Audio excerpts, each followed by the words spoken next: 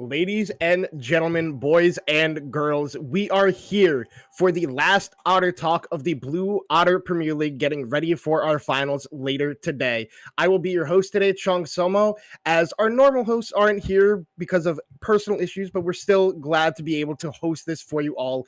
Tonight, I am joined by three of our finalists, and I'm going to let you guys go ahead and introduce yourselves. We will start off with Mr. CZI himself. Yo, CZI, top later for Conduit, absolute banger. All right. Next, either one of you can go. Nate Thayer, the mid for Elysium. All right. Alright. And last but not least. I'm Pine, the jungler for Conduit. Awesome. Thank you guys so much for joining me here right before your series. I think it's going to be a banger, and I hope you guys make it so. But very excited to see what we have here. But we're going to jump right into a new segment we have here on Otter Talk, ready for our finals. We're going to be doing a little bit of a this or that situation. So for our first one, for this is going to be Dorado in week 1 or that for Dorado in playoffs. So for a little context about this for you guys, is hold on one second, let me read here.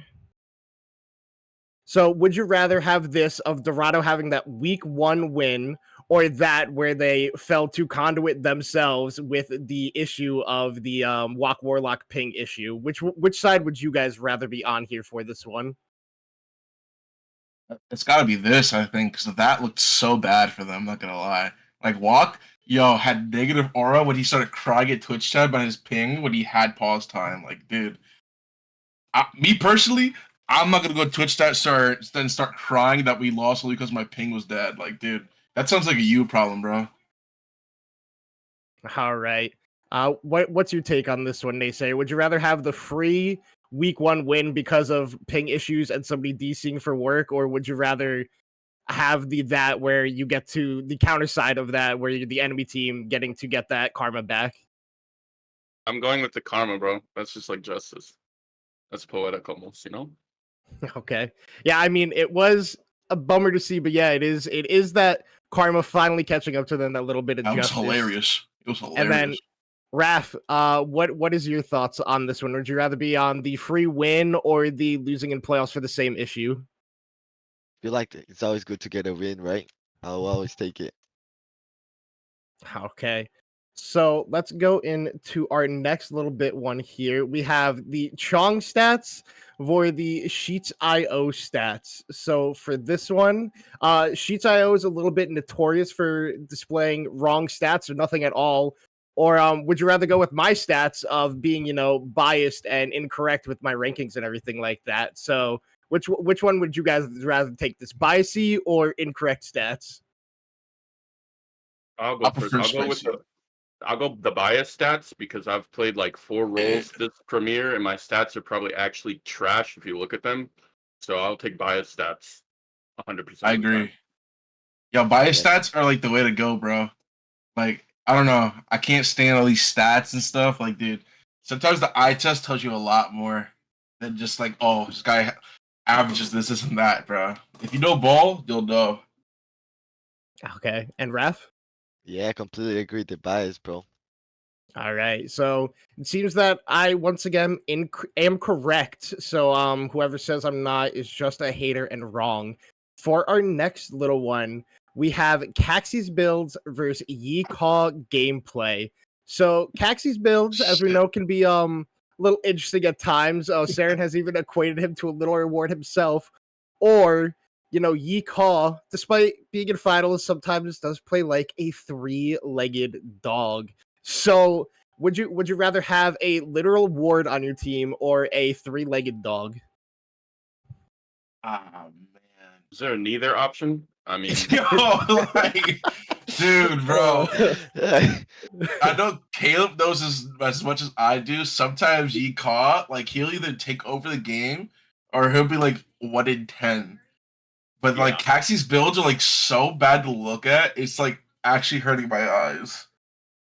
I mean, I'll go catchy builds because at least like I don't know, I can't even like say anything good about them, but maybe he's like thinking about something we're not, and we're just not smart enough yet. Okay. So, Mr. Naysayer, as you do play with Yeehaw, what is your preference on this one? yeah, oh man. I mean, flip a coin, I guess, and we'll take ECOG gameplay and pray it lands on heads. So, All right. but like, like if ECOG goes 0-10, like you don't deserve him when he goes 10-0, you know? Exactly. Exactly. You got to level him at a 0-10 to see him grow into his 10-0. Yeah. And then, Pine, which one are you preferencing here? You preferencing the coin flip player or the questionable build decisions sometimes here? I feel like I like some gambling, so I would take the you call gameplay. Yeah, I mean, he is that definition of a coin flip player. Like we said, either goes 10-0 or 0-10, but it just depends on what Yeehaw you're gonna be getting that day. Yeah. So for our next decision, this one's a little bit more fun. We Oh have my. Saren Ego versus Unleashed Ego. So Good as you Lord. do know, Saren has a little bit of an ego and will talk his talk and then not be able to back it up, while Unleashed Ego, I think we all know a little bit too well about that one. So if you had to choose one of these to, let's say, have on your team, which ego would you prefer to have? Ah, man. Shit, dude. Oh man. I might go with Saren. I don't know about y'all, but I feel like that Unleashed ego is just so insane. Like, good lord, bro. I don't know. Seeing those messages and seeing like the yap, I'm like, oh my. Like he's probably not like that in call, but like I could just imagine. I could deal with Sarah and Ego like that. That's manageable. But that other shit, no. I'm cool. I'm cool. All right. Pine, what's your take on this one? As you know, you aren't the best jungler here in the Premier League, according to the Unleashed Ego side of this. Yeah, I mean, I feel like that's a pretty fun statement to see that out of nowhere. I was like, oh, okay, I guess I'll take that. I mean, I don't have nothing against anyone, but it was just funny to see.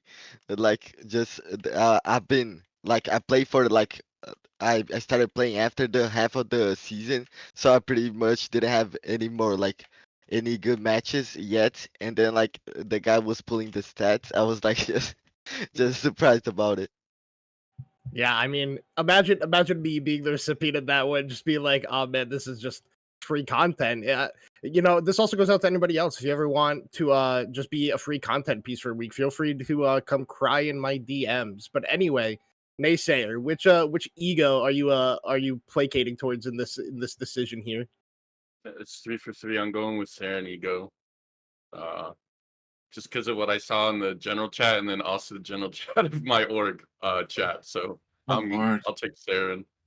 Yeah, I mean, I do have to agree. I think I'm definitely on the side of Saren Ego in this one. At least Saren makes all of his stuff public and is willing to put it out there and not hiding behind the screen. But let's go with another fun part of this segment. Obviously, we're gonna have Gigabyte versus Dial Up. We know all season long that internet has been an issue for a lot of these teams. Yet somehow, even with this, it can also be a reason that they do win. But would you rather have the randomness of the disconnects through the Gigabyte, or would you rather just not have a consistent ping with having to call up your internet here? Gigabyte. I was too young to even think about dial-up, but I'll take the. Yo, I may be laggy like half the time, but the other half I'm locked in. I swear. I've dealt with that in comp already. I know how it is. I've banished those demons, bro. We're chilling. Okay. What's the other preference we got here, Naysayer? Are you also with the CZI side of just dealing with the ping issues sometimes?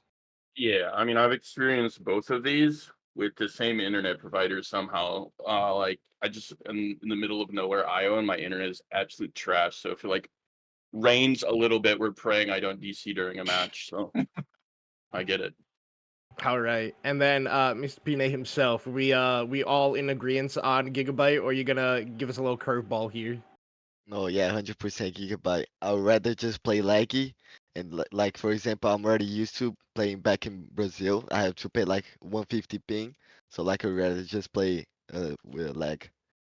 All right. Yeah, I do have to agree with that one. I couldn't imagine having to call up your internet provider mid game to get a re-up on your internet for the series if you do have dial up. But another fun little one we have here, we're going to have literal monkeys versus high alert. So this is the question of if the two worst teams of the Premier League faced off in a best of 5, what would happen?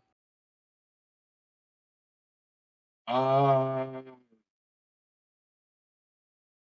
Man, that Monkeys team on paper like shouldn't even be that bad, but like they just were. Like if you look at their players, they should be like the. I mean, compared to everybody else, sure, but like yo, I think they'll like 3-0 high alert. I think high alert look like doo doo, except for like Vergio, but that's in my opinion. All right. Naysayer, what's your take on this one between the two teams that ended at the bottom of the standings? Yeah, I would also go with the Monkeys. I was like shocked at how poor their season went. Mm-hmm. All right. Mr. Raff, are you in agreement here? Are you gonna take the probability of high alert maybe making something happen? Yeah, I feel like high alert is the highest chance to do something here. Yeah, I mean, watching these two teams getting to cast them a lot, it was a little difficult at times watching them just throw away leads, both of these teams. And I think I would have to personally preference Litmon in this one. I think their gameplay seemed way more consistent than High Alert for most of this season. But I mean, they both ended at the bottom of the standings for a reason, just never really able to clean it up and make it actually executable on But our last little slide that we are going to have here is Conduit versus Elysium. Obviously, I think you guys might be a little bit biased, but who do we think? Are you this for Conduit, or are you guys that for Elysium? Come on, cuz. Come on, man. Yeah, You it's already easy. know what I'm gonna say, baby. You already know what I'm gonna say. All right. Hey. Come on, man. Conduit. All day. All right. I think Naysay is going to be in not the Conduit camp for this one, unless he's betting against himself. He knows what he wants to say. If we play like we did last week, Elysium, if we play like we did in the beginning of the season, like Conduit surely will beat us. Okay. And Wrath? I mean, we ball. Conduit all the way, bro. Exactly. Yo. Both the Fubusuelas. All right. And obviously, as the least biased person on the desk here, I am also going to be on the side of Conduit. I did it in my prediction for the series. I do think the series is actually rather close. I think regardless of who wins, I see this going to 5 games for either way. Obviously, it's Conduit. They're going to play all 5 games. They're going to get the full run of their entrance fee. They've done it the playoffs so far. But That's ridiculous, bro. dude, you guys have it. I'm not lying. My support's getting tired, bro. Yeah, we know. My support wants to chill, bro. I know he does. I know I he want to tell does. Yipsy, bro. He wants to relax on Sundays. But yeah, no, I do think this is very close. I personally did a little bit of breakdown of how I think each matchup is favored for the series, but I think like on paper, you guys are actually super close. A lot of people had doubts of both of you coming into the playoffs, not thinking you guys would be able to make these runs. Maybe more so Elysium than the Conduit side, but I believed in both of these teams from the start. I do think you guys are extremely, extremely close in my mind. I think it can go either way. I think it's a coin flip, but I think the coin is going to come up heads. I think it is going to go over to Conduit in this one personally. Do you guys have any predictions on series scores? I'd love a 3-0, but I'm gonna predict like a 3-1. I don't want to go to another BO5. I don't want to go to another 5 game, bro. I'm tired too, man. I just want to chill, bro. Like, I just want a nice little 3-1, go into the situation, and then we'll have a good night. You feel me? All right. Naysayer? Yeah, I'll go 3-1 us. I don't want to go 5 either. All right. And Pine, what are your thoughts on her prediction? As much as you like 3-0, I feel like there might be a chance of BO5, to be honest. All right.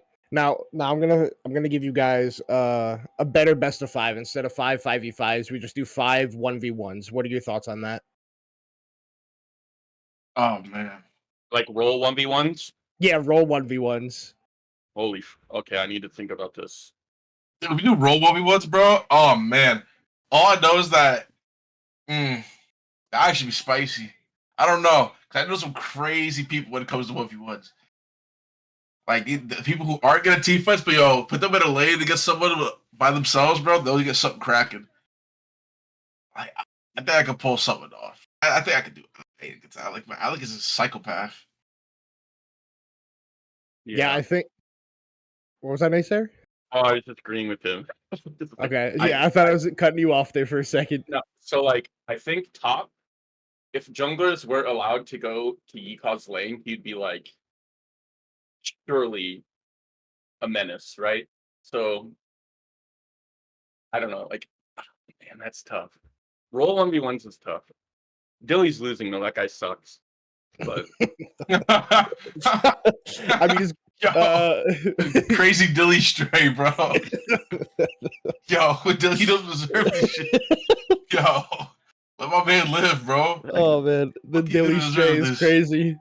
Yo, Dilly's just trying to play the game, bro. My man just play. Let my man play Ziggs in peace. Now put him back on. Put him in Jinx. Put him on Ezreal. I think the only thing I had to worry about is like Arrow pulls out some random champion that no one expects him to play, and he's either like throw the game or like an absolute demon on it. Like I'm not gonna lie, that Elysium team is like so full of personality. It's insane. Also, Gus, like, what would Gus play in a 1v1? Like the guy plays Jax. literally Jax any. is Yeah, inside. I That's don't know. it. That's I it. don't know. Udyr. Or he's gonna try to just fucking Jarvan EQ you a million times. Yeah, the roll 1v1's crazy. I would say back those 5. It'd be 3-2. Like you could make an argument for either team. I'll go my team, obviously, because Nah, bro. Just put us. I'm pulling out my pocket pick, bro. Dude, the Pulling final out the 5, pocket pick. the game 5 1v1 of Supportal Combat. I think that's what everybody would want to see. Honestly, I don't know. Not gonna lie. Yipsy's Thresh kiting skills are pretty sick. Oh Yeah, yeah. he's just gonna play Tom Kench, dude. What are you talking about, Thresh? Oh, just saying. He's just gonna They give go him ban the the lick out. Tom Kench, bro. Yeah, Ipsy is gonna play like 3 engaged champions. Air's gonna play 2. The rest are gonna be banned, and Ipsy's gonna cry. That's just the way it goes. Yeah, definitely interesting. Wrath, if it was roll 1v1s, who do you think actually gets the win? I mean, I'm just a jungler. I don't know a lot about that kind of stuff. You know, I just be getting on my he just camp. he just gang slays and full clears. Yeah. That's all he does. Just a chill guy who As long power as they farms, winning, bro. I'm fine with that. if it was a 50-50 smite fight between you and Gus, out of 5 Oh smite, who's man. winning? Uh, I mean, I would say I have a pretty good smite fight. So maybe Okay, Wait, there we go. who's on the objective first? It matters a lot. Yeah, it's Conduit. They always steal Yeah, objectives. if Conduit is on the objective first, we're losing. But if like Gus has already started the objective, it's just the Conduit objective steal. It's just too iconic. I'm typing up my prep right now, by the way. Relax, bro.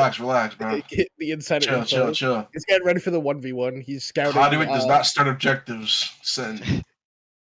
I know that for a fact. I've seen it a few times from you guys in some series. Who you telling, bro? I've experienced it.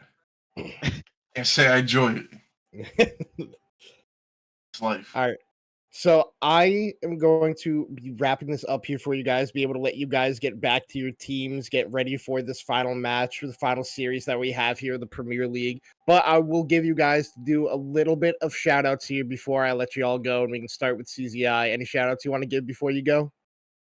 Shout out to all comp leagues for giving us something to do during the week and the weekend. So we could you guys house all these unwell League of Legends players, and you guys are doing good work. And shout out to the orgs for letting people play there too. All right. Naysayer? We'll go shout out to Dilly for catching that stray. I haven't had my caffeine yet, and that's like my bad. And then shout out to BOL Premier. Hopefully it's a banger tonight, but we'll see. All right. And last but not least, Wrath? Shout out to everyone watching our like horrendous play sometimes, and like hopefully get a banger of a match tonight. All right. Thank you guys for joining me here for the last Auto Talk of the season. I wish you all good luck in this final series we have tonight. For everybody watching, stick around. In about 20-ish minutes, we will be probably getting back online, getting ready to start up coverage of Elysium vs. Conduit in our Premier League Grand Finals. Stick around, and we'll be back after that.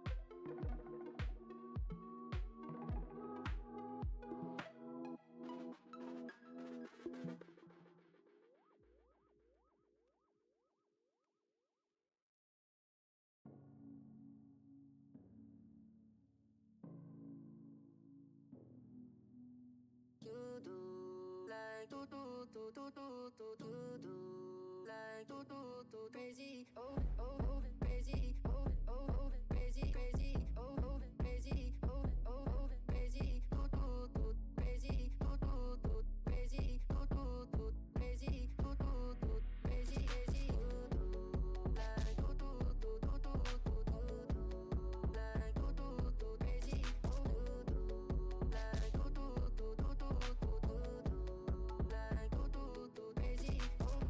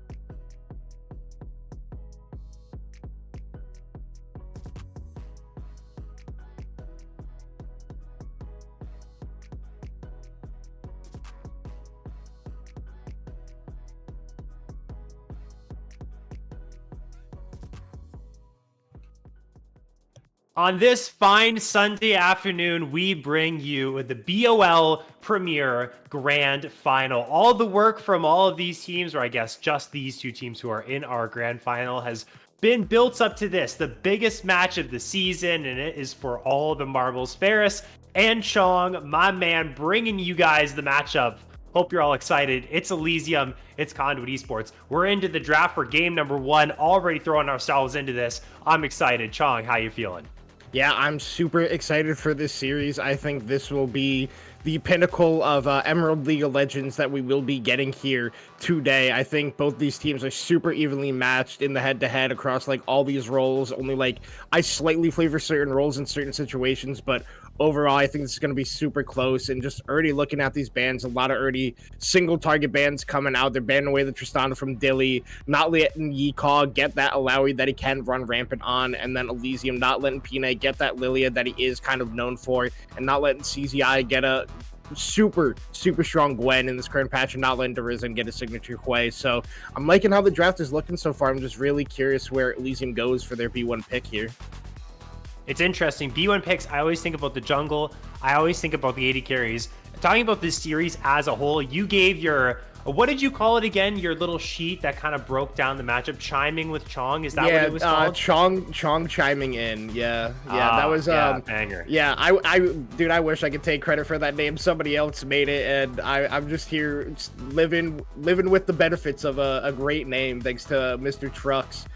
But yeah, no, I did do a little bit of a breakdown on everything, and something I did mention is that Glada is willing to pull out this Smolder and pick that more scaling style champion, and willing to let it get to late game and try to be that carry for Conduit. But Elysium already choosing to pick that one up here with that B1, potentially flex it across 2 lanes and not let Glada get his hands on that. But another champion I did mention is the Seraphine. This is going to be going bot for Glada. He's played it many times so far this entire Premier League season, so not surprised to see them prioritizing that one here. I'm not a huge fan of the Seraphine into the Smolder. I think this just gives Smolder that free scaling lane that he wants. I think the Braum pick here as well for Arrow is perfect, because with that unbreakable shield, you can block the massive engage, which is the Encore coming in from the Seraphine. And Elysium is fully indexing into scaling right now. They have the Ivern to pair up alongside the Smolder. Later on, they are going to be absolutely frightening. You could say the same about Conduit right now, but I think it's just a lot stronger for Elysium's side. I think they have much more robust scaling. They have a lot more damage to output. Great shields with the Ivern. I think so far, they've got themselves a really nice first 3 picks, and I really don't feel like Conduit have appropriately responded. We'll see what the next 2 picks end up following up. We'll see what the bans, what these teams want to take away. But I really like what Elysium have going for themselves on the blue side right now. Yeah, I mean, it's a really strong draft coming out here already for the side of Elysium. Ivern is one of those junglers who just kind of feels like nobody really pays attention to him in the current meta, but I think he's in a super strong spot. I think if you play Ivern, he's always good to be picked. There are certain matchups you don't want to play him in.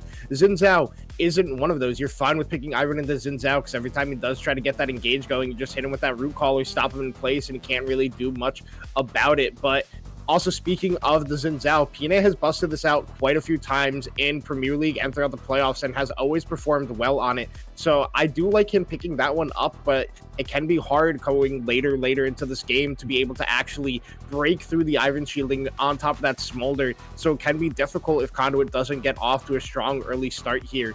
But the bans are being targeted towards the mid lane on the side of Conduit, and towards the top lane for the side of Elysium. The Mordekaiser and a Camille hover right now, while Conduit not letting Sofa get the Lissandra that he performed really well on last week, and not choosing to pick up the Ahri on R4 for themselves. They're choosing to ban that one away. I assume Conduit would go with a mid lane pick here and save that counter pick for CZI, just because I think this top lane matchup is super volatile with Yeecaw and CZI. So I think if you want your top lane to succeed, you kind of need that counter matchup in this 1v1. So I expect to see a mid lane pick here. I'm not sure what it could be. You could still go like the Syndra Victor, even a Orianna to pair up with the Rakan and Xin Zhao engage, but I'm really curious to see what Derizen is going to be picking up here.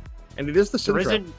Derizen always plays AP champion, so now they have double AP here in bot lane and in mid lane. It means that CZI is going to have to play something AD, and the Camille already being taken away from Elysium kind of limits his sort of hyper carry potential on these 80 champions that they really do need. Seraphine isn't necessarily that primary carry, neither is that Syndra. So looking for something like an Aatrox and Ambessa, or maybe even a Darius here for the Conduit side in the top lane to be that extra bit of oomph in their team composition is what I hope to see from them.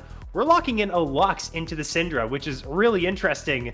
It's fun to see picks like this. These are like game 4, game 5 Fearless picks maybe coming on through early on. So that's going to be the mid lane pick locked down. And now the interesting thing, Elysium's blind top here for Yeehaw. His set is available if he does want to go for it. There is a lot of range on Conduit's side, so not sure if you would want to index into something like that. He's going to go for the Cho'Gath.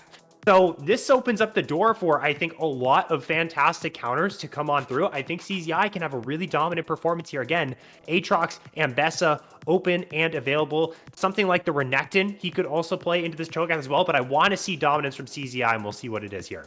Yeah, some other champions I'm looking for CZI to pick up here out of his champion pool. He's got the Gnar that he can play. He also, he's picking the Yeehaw set. I was going to say the Jax, I don't think is terrible into the Cho'Gath either. He's a really phenomenal Gnar player as well. But choosing to go for the set, looking to just grab the Cho'Gath and slam him into the opposing backline to deal that huge damage. But the issue with the Conduit comp here is if this set and Xin Zhao do not get ahead early, they are going to deal like negligible damage throughout this game. Like Seraphine and Syndra, these are these spellcasting poke mages. They aren't these like burst mages that you get out of the Lux. Yes, she is a caster mage, but the burst that can come out from one Lux rotation is significant. So I think it's going to be on CZI and PNA for the side of Conduit to get that ball rolling, get that early game going, and not, you know, have this Smolder get into the late game where he is in a position where he can be untouched and unkillable. So it's going to be a difficult game here for Conduit, I think, in this first draft. I think Elysium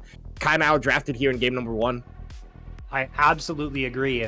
For Conduit to be successful here, they have the Seraphine, they have the Syndra. The timing has to be immaculate. They need to make sure that Derizen gets the perfect timing with the Scatter the Weak onto key targets, either Lux or Smolder, follow it up with an Encore, or vice versa, whichever way you want to put it. The real only frontline, I guess, is the Xin Zhao and the set, who aren't primary tanks, so you really do have to make sure, if you're Panay, that your Crescent Guards are on point. You're denying a lot of damage. I don't know why I struggled so much on denying there. I got a but I do agree, Conduit does have themselves in a little bit of a tricky spot here. What I do like, though, at the very least, again, it is a whole game thought. It is a best of 5. It is fearless.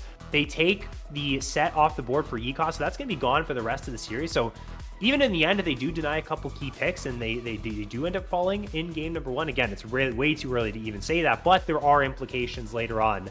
But I think I absolutely agree with you. It has to be the set to get ahead. It has to be CZI and Panay linking up together, punishing this Ivern, maybe moving towards bot side, trying to take down the Smolder, but it's going to be a tall task, lest the scaling of Elysium take over. We have our compositions. It's game number 1. It's the grand finals of BOL Premier. We'll head to a short break while we wait out the spectator delay, and we'll come on back onto the Rift for game number 1. Don't go anywhere.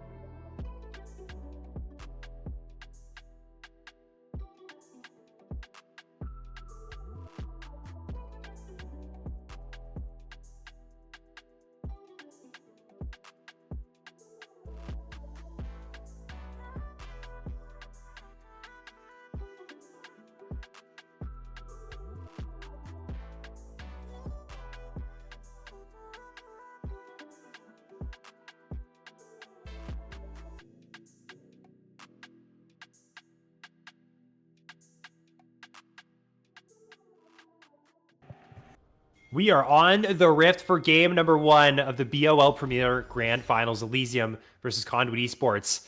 Before we get into all the game shenanigans, we'll give a quick shout out to ProComps, who's our sponsor, a game changer app for the League of Legends community. And not just like other tools, it's your personal draft coach, perfect for both teams and solo players, and you can pair it with any other app you use. With ProComps, you'll receive real-time drafting advice with tailored champion picks and band recommendations. It has features such as the ability to generate champion pools in seconds that you can share with your friends, a post-draft guide to attack the game, generate comps based on your preferences, your coaches, and their analysis. And you can even create your personalized tier list. You can think of it as having a virtual coach and kind of a strategy coach there when you're drafting. It has over 280,000 downloads, thousands of daily users like you. It's user-friendly and it's free. So go try ProComps today and you'll experience a whole new level of drafting power in your League of Legends games. You go to procomps.gg or download it from Overwolf or click the link in our bio. And we are now into the game. We got nothing going on level 1. We got the standard 5-point starts. Chong, You said at the start, you said in your prep, in the content that you made, this was going to be a banger series. This one was going to go the distance. Well, let's see how we kick us off here in game number 1. Yeah, it should be interesting. I'm really looking at the matchups in each individual lane. I'm hoping that Yicall would go in this Hail of Blades is going to be going that AP Cho'Gath build where you go the Symbiotic Souls into the Shurellias. And a nice little sidestep there by Derizen to not get hit by the Lux E, which can be pretty significant in laning phase for damage wise. But like I said, I think Derizen can be this kind of player where he can just hard win a lane, or sometimes he's just the global Teemo buff for the enemy team and just goes 0-9, but still can be effective in team fights. So I think the early laning phase for each of these roles specifically is going to be really interesting to look at, especially bot lane. When you do have that smolder, you're just looking to try to get as many stacks as quickly as possible to hit that 225 mark earlier and earlier in a game. So really curious to see how Dilly is going to do on that one. But like you said, it's a smolder into a Seraphine. It is the freest lane you could ever have as a smolder in bot lane. They're not playing anything hyper aggressive, but smolder scaling is significant, and it does outscale the whole comp as a whole of Conduit, except for maybe the Syndra that the Risen is on, just because he also does have that execute threshold on his own ultimate. So Dilly's positioning in later game team fights, if the Risen is strong, is going to be crucial to how the game plays out. Dilly ended up taking Barrier instead of Teleport. I feel like, especially because of how really quiet this lane is going to be, if it's just going to stay this 2 versus 2, I'm surprised he didn't just take the Teleport to match that of Glada and absolutely maximize the efficiency of the Smolder. Never miss a last hit, never miss a stack. Instead, opts in for the Barrier. So even if Glada and Yipsy find an angle, there's still going to be that advantage in Dilly's back pocket as we see Scatter the Weak connects, and immediately Sofa is just going to burn the flash. Did not want to take any chances there, and that's going to be flash down for the Elysium mid laner for the next 5 minutes. Yeah, really nice Scatter of the Week there out of Derizen. PNA maybe a little bit slow to follow that one up, probably could have punished it, but regardless, you still get the flash out of Sofa, and on being one of these control mages is really going to be hard to play out the rest of this laning phase. And now PNA and Derizen both running up here to the top side. They're looking for Yicall. Yicall's in trouble. He's going to use the Rupture to buy him some time. The flash is used. Here comes the Haymaker. Derizen trying to find that last auto attack and will actually be able to grab it. Heads up play. Panay and Derizen linking up for the first blood for Conduit side. Yeah, and that was just the pressure of blowing that flash level 1 in mid lane out of Sofa. He had to stay under tower until Derizen was done shoving it in, so Derizen gets the first roam, gets a nice first blood for himself, and really, Yicall tried his best to outplay that one, hit that 2-man rupture, but Derizen was there and able to get the follow-up, thanks to also CZI hitting a nice haymaker onto Yicall there. So really well played by Conduit in this early game. This is kind of what we were talking about. They got to make sure they're getting off on the right foot in this early game. Otherwise, it can be very difficult the later this game goes, and they're starting off really strong in this game number 1 with that first blood play.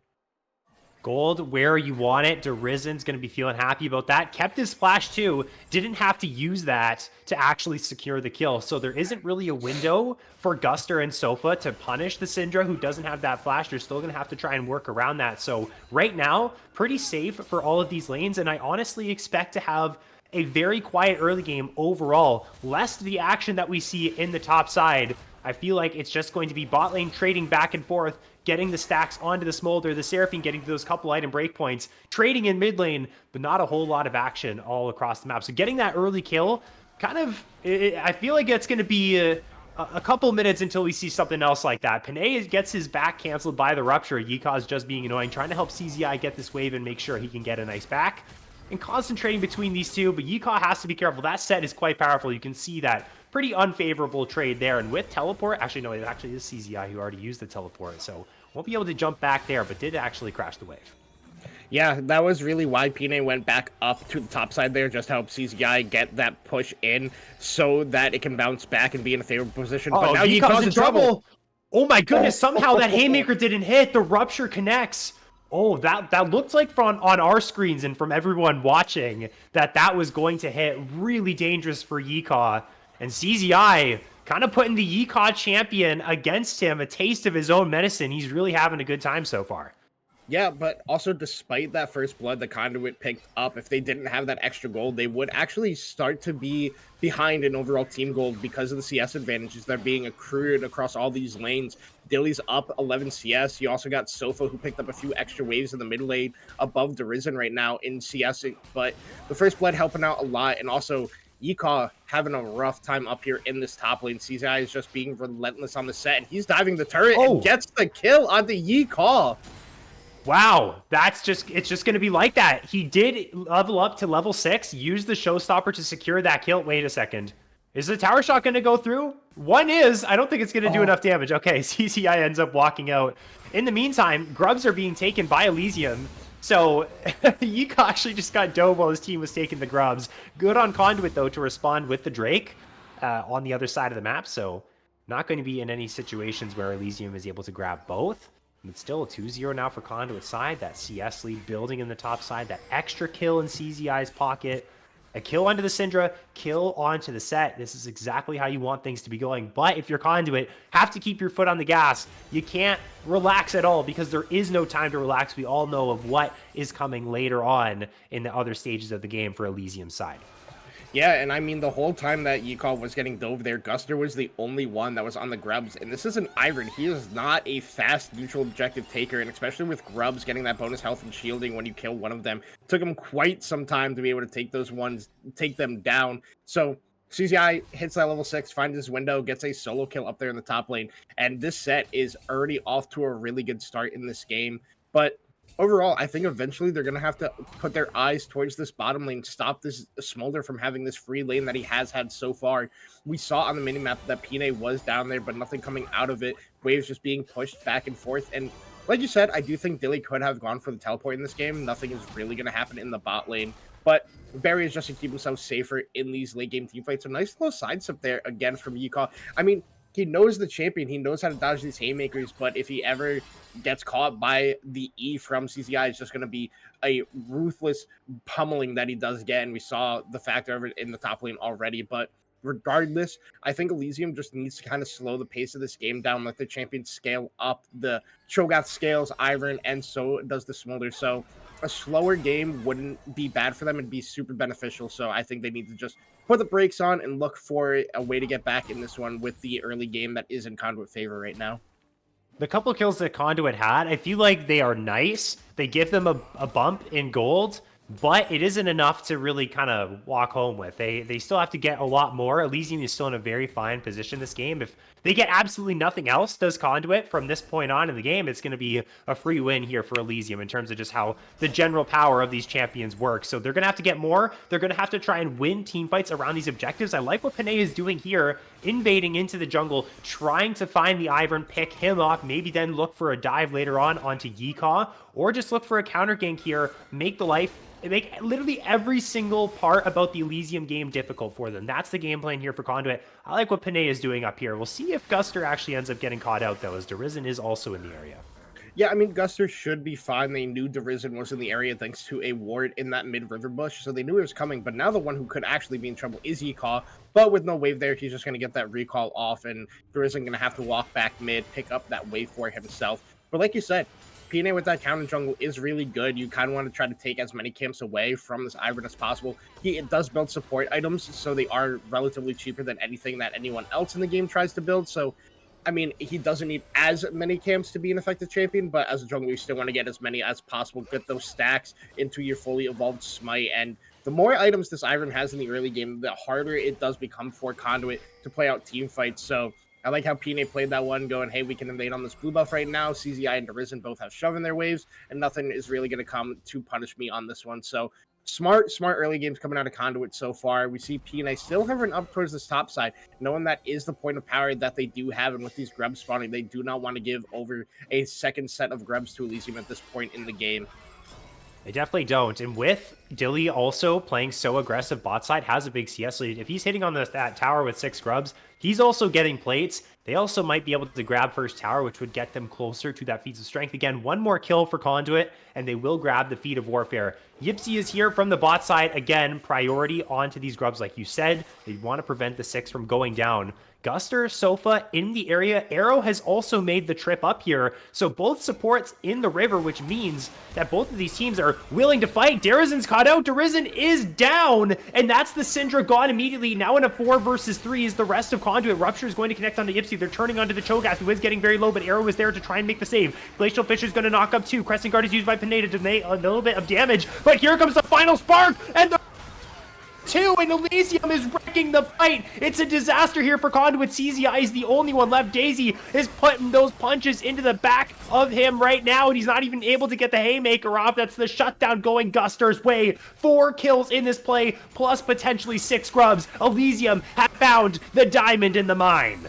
Yeah, and that just started off with a disrespectful pathing there out of Derizen. His whole team was up towards that top side. They conceded pressure in that mid-river area, and Derizen, with no vision, just walks in, gets caught by Arrow and Sofa, and even Guster immediately gets taken down. And then a turnaround, beautiful fight by the side of Elysium. They tried to engage his Conduit, but Arrow hit a multi-man Glacial Fissure there, knocked up so many people, and then Sofa, just with the final spark, hitting so many late bindings, just caused chaos in that team fight. And that was a 4v4, but it was actually a 5v4. Daisy is basically a 5th champion, and Daisy put in work in that fight. Guster gets 2 kills for himself. Guster picking up 2, Sofa picking up 2. So Elysium getting gold where they want it as well onto this Lux, who will be able to start one-shotting carries later in this game.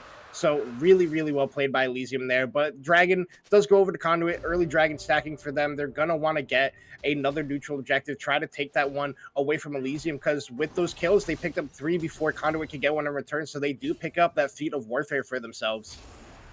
That makes it 2 feats of monster slaying apiece. So the next objective that goes down for either side will give that to them. And with Elysium already having the feats of warfare completed, if they're able to grab maybe a Rift Herald, maybe the next Drake, they're in prime position to actually contest the next Drake with all that extra gold that they were able to get. Trying to make a play onto Arrow. Here comes an Encore that's actually going to connect onto the Smolder. Dilly going to use the flash later on. The bomb comes through for a little bit of healing. This Dragon is surviving for the moment, but is going to fall. But a root is going to connect onto the Seraphine. They're jumping onto him, but Arrow's getting quite low as well. Big knockup from Daisy, but right now it's +1 over to Conduit side. Glad is dropping very low and is able to take down Arrow as well. Sofa's TP'd in. Wants to try and join in on this play. The re-engage onto Guster Posey is not going to work. The light bindings there. The final spark is just going to go wide. Good sidestep from Glada. It's going to be a 2-for-1. Conduit not stopping, not getting deterred, continuing to try and make plays.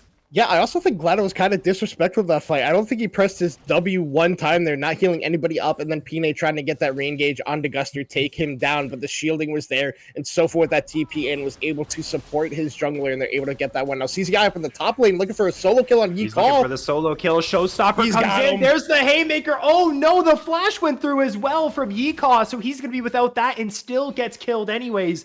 Big kills here for CZI, and will also get a bunch of alone time on this tower on top of it. Oh no, I'm upset right now, Faris. Yikaw has gone the Halo Blades, and his first item is a Heartsteel. I don't think we're getting the AP variant.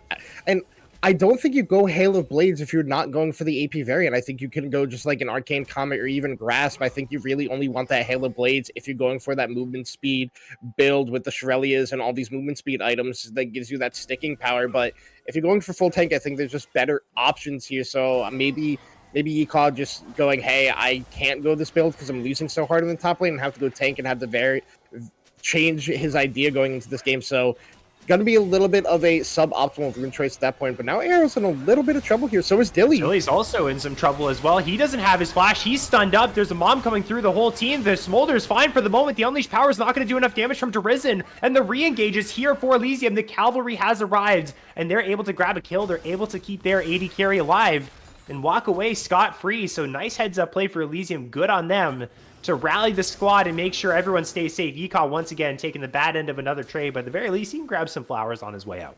Yeah, and that was also a really nice exhaust by Arrow. The second that Pine went in there was immediately exhausted, so no real damage coming out of that Xin Zhao. And then also the shielding and healing coming out of Iron. He's already got that redemption, so just able to keep Dilly full health basically in that whole fight. It was a really nice turnaround there, but a couple of crucial ultimates burned in that one before this dragon does spawn. They'll be back up in time considering the dragon isn't back on the rift for 2 minutes, but overall a nice little pick in that jungle there for Elysium being benefactor of that one is mostly Sofa on this Lux 4-0-2 now. Oh no. This is Not a 2-level lead for CZI. It's not even close. Showstopper to cancel the CC of the Rupture. That's beautiful from CZI. Again, a taste of his own medicine. This is what happens. This is when you get that perfect counter pick on R5 in the top lane. Especially on a player like CZI, you get a really dominant matchup. 4 kills now for the set. He's moving down, making sure his team has priority over the river, looking towards that Rift Herald. On the other side, though, at the very least, Elysium's able to knock down a turret there. Dilly and Arrow gonna pick that one up and head on towards the mid lane. Yeah, and I mean, Sofa and Naysayer said it great in the pregame talk show about Yeehaw. If you don't love Yeehaw at his 0-10, you do not deserve him at his 10-0. So Yeehaw starting off the series looking like a little bit starting on the track for that 0-10 game path, so maybe he can bounce back. But now Sofa is lying in wait. Oh, man. Double light bindings. And by the way, Sofa is 4-0. This guy does a lot of damage on the Lux. You can even see that light binding connecting onto Derizen on the back end on Panay. It did a whole bunch of damage as Panay's like, there's a lot of people in my jungle, man. I gotta run for my life. That's 4 if you include Daisy. Has to use the Crescent Guard defensively. Light binding is going to go wide, but that's the ultimate down off of the Xin Zhao. I like this from Elysium. They're getting aggressive. They're forcing their opponents into places that they don't want to be, which is at their towers outside of their jungle so early on, 17 minutes in. They don't find themselves any kills, but they're showing that they're still willing, despite the deficit in the top side, ready to make plays happen. CZI's in some trouble. He does have flash, though. Gets hit by the light binding. Is going to get a fully stacked Haymaker. Is he going to use it? He is. It's not going to get a lot of damage, though. CZI's getting very low. He doesn't have his ultimate. He's running for his life. The bomb runs on through. The Rupture is going to connect, and Sofa's going to grab the kill and is now on an unstoppable streak. This guy is looking quite good on the Lux. Throws out a final spark. Not sure what that was headed towards, but the fight is going to continue. The Encore rolls through. The shield is there, and somehow Sofa is able to live through all the damage. It is not enough for Conduit side. Rupture going to connect once again. Yeekaw's in hot pursuit. The Fear is going to connect. One more auto attack won't do the trick. Yipsy's going to hold on. Panay continues the fight. The tower drops in the mid lane. Elysium clean house, and they're looking real good at 18. Yeah, some real nice picks there by Elysium. They had the prio in the topside jungle of Conduit. They had to force PNA back. PNA already used that Crescent Guard, and then CZI, just with a little disrespectful positioning there, didn't know he was sitting on a couple wards, and a real nice collapse by Elysium turns into a really good team fight. Now Derizen is looking to potentially steal something. We're getting a TP in here from Vlada, but this dragon is already down. It looks like that was the eat that came through. Yeehaw secures the Drake, but the fight is going to commence. Full HP bars for everyone on the side of Conduit. Final Spark's going to roll through everybody, but now Sofa definitely can't get out of this situation. Dilly's trying to get to the wall to get out, but he can't quite do it. Unable to use the flash. Big kills secured for Conduit's side. They punish. They do lose the Drake, but they should be able to grab some more off the back end of this. And I mean, that was actually beautifully played by CZI. Yes, they lost the dragon, but he used his ultimate to pull Guster Posey away from the carries of Elysium so that shielding and healing from the Ivern is not there to keep them safe. That's why Sofa and Dilly both end up falling in that fight, and Yiko was already super low from the damage that came out from both Glada and Derizen, and now they're getting even more charges out of this Rift Herald. They are running this up to the top lane. They're going to try to crash this onto the tier 1 turret up there. CZI's got the driving skills. He's got the driver's license. Oh, he's going. Is it gonna be enough though? No, it runs out. Okay, well, he's able to drive it all the way there, and it's still gonna, well, it's not gonna get a charge. It's actually just gonna end up dying. He gets one auto attack. That is a little bit of damage, but definitely passed the driver's test. Got it up there, so props to CZI. I will say, the high octane early to mid game has surprised me in this one. I said it was going to be slow, but it definitely benefits Conduit. Again, we said they had to go balls to the wall, make plays happen, even though they ended up dying around their jungle. They just full ran it back. Salty run back towards the Drake, fought it out again. There was no ultimates for Elysium's side, so they end up winning that play. They get a tier 2 for themselves, and if they can keep this up, if they can keep pushing the envelope, knock down towers, force fights, there's still that moment where Dilly wants to get to that 2-2-5. Dilly wants to continue farming. If he can't do that, if he's forced to fight here, get put into spots that he doesn't want to be in, no flash available, if that ends up happening, then this could be a point of strength here for Conduit's side. But for the moment, things are still okay. Elysium still happy where they are. The gold's still practically even, as CZI is getting baited into a 1 versus 1 that is actually going to turn into a 3 versus 1. Again, Daisy quite strong here. Panay's on their way, though. Arrows here as well. There's a whole lot of people joining up this play in the top side. CZI does not have a lot of stacks on the Haymaker. The knockup does connect there from Daisy. DeRisen is also on the way as well with the teleport. Looks like they're going to be able to find Yeekoth. Does flash away from the face breaker, but he looks like he's being left to the wolves. He actually takes down CZI with the feast, though, and he's still alive somehow. The shields from the Ivern are incredible. Finally, DeRisen able to drop that kill down. It's a 1-for-1 across the board, and Ruinous Otacon is also in the area. Yeah, and I mean, the passage of play that we are just unrelenting on this play. It just feels like we're getting play after play here. A play in the top lane turned into a fast 4v4 by these teams, and it just looks like it's going to continue. Dilly's up here now. Sofa is pushing in the bot lane. DeRisen taking that recall, has no TP, so he's going to have to run back down there, respond to this one, but Sofa doing a good job. This is the power of Lux, can just basically insta-clear those waves and keep this pressure up. Going to get some nice damage here, but with DeRisen on that rotation, nothing going to come out of that one. You do say the Ruinous Otacon is up, but nobody going to want to start this one because that is where games can turn poorly. It can just literally throw a game. You could have a gold lead, and if you start that Otacon, you're not respectful. It could just go south so quickly. But now Glada gonna be respectful and walk away from this top lane turret. Nothing going to come from that. But overall, a quick passer play turns into, I believe it was a 1-for-1 at the end of the day, thanks to Yeehaw getting that feast onto CZI. So far, Conduit, they're in an okay spot. The fights, they're not looking that bad. They look quite winnable.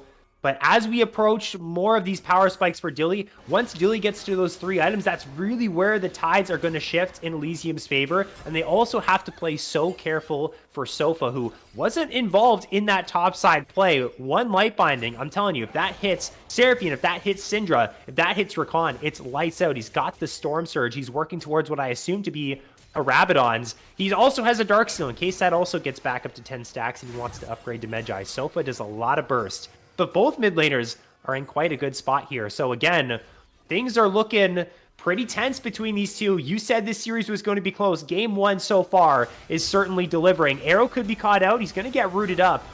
But the rest of Conduit know that the reinforcements are arriving, and that's a light binding that's going to connect. There's the burst from Sofa I was talking about, and the Seraphine's going to be gone for the next 35. Yeah, that was disgusting amount of damage that came out of Sofa there at this point in the game on 2 items. Basically insta-pop the Glada by himself. But now Yeehaw doing a little bit of proxy farming here, not going to let CZI take that top lane turret at this point in the game. But we do have Dragon spawning in 15 seconds. Both top laners with TP. When Glada does spawn, he's going to have TP himself. My eyes are going to be on Arrow in this team fight. He has not used that Braum shield to stop one of these encores that have come out of Glada at this point in the game. So if he gets that up, the team fights are going to look way different than they have so far. CZI looking for a 1 versus 1. Yeehaw in some trouble taking some tower shots, and it looks like that was just bait this whole time, and maybe it wasn't. Yeekaw's gonna be in some trouble. He's channeling the teleport. Do they know he's doing this? They do now, and he's gonna get out. So good usage of the TP to escape. Forces 3 topside. Although this might just be the start of the Ruinous Otacon here, Chong, because it's going to be Ocean Drake started on the other side of the map here for Elysium. I feel like Conduit, they have the chops to take this down. It's gonna go down slow, but I don't know if anyone can get over here to respond.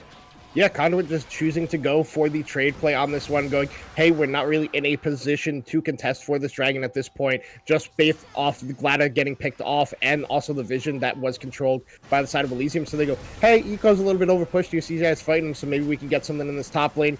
Yeehaw forced to burn the TP to stay alive, but that means that the Otacon goes over to Conduit at this point in the game, and those extra stats that come out of those blood petals is going to be huge later in this game, considering we were talking about scaling. That bonus adaptive force is going to be big for the side of Conduit, but now we're at an even state for these dragons, and I think Ocean Soul on the side of Elysium, if that goes over, it's going to be even harder to kill all these champions thanks to the Ivern and Braum keeping everybody super safe in these team fights. Heals, shields, everything on top of the passive that comes out of this Ocean Soul would be big for them. Looks like we've reached our stalemate in this game. There's no dragon. There's now no Otacon. The Baron is now going to spawn on the map here at 25 minutes. But unless we see some fighting, I doubt there's going to be any plays where one team starts it looking to pick a fight, looking to turn.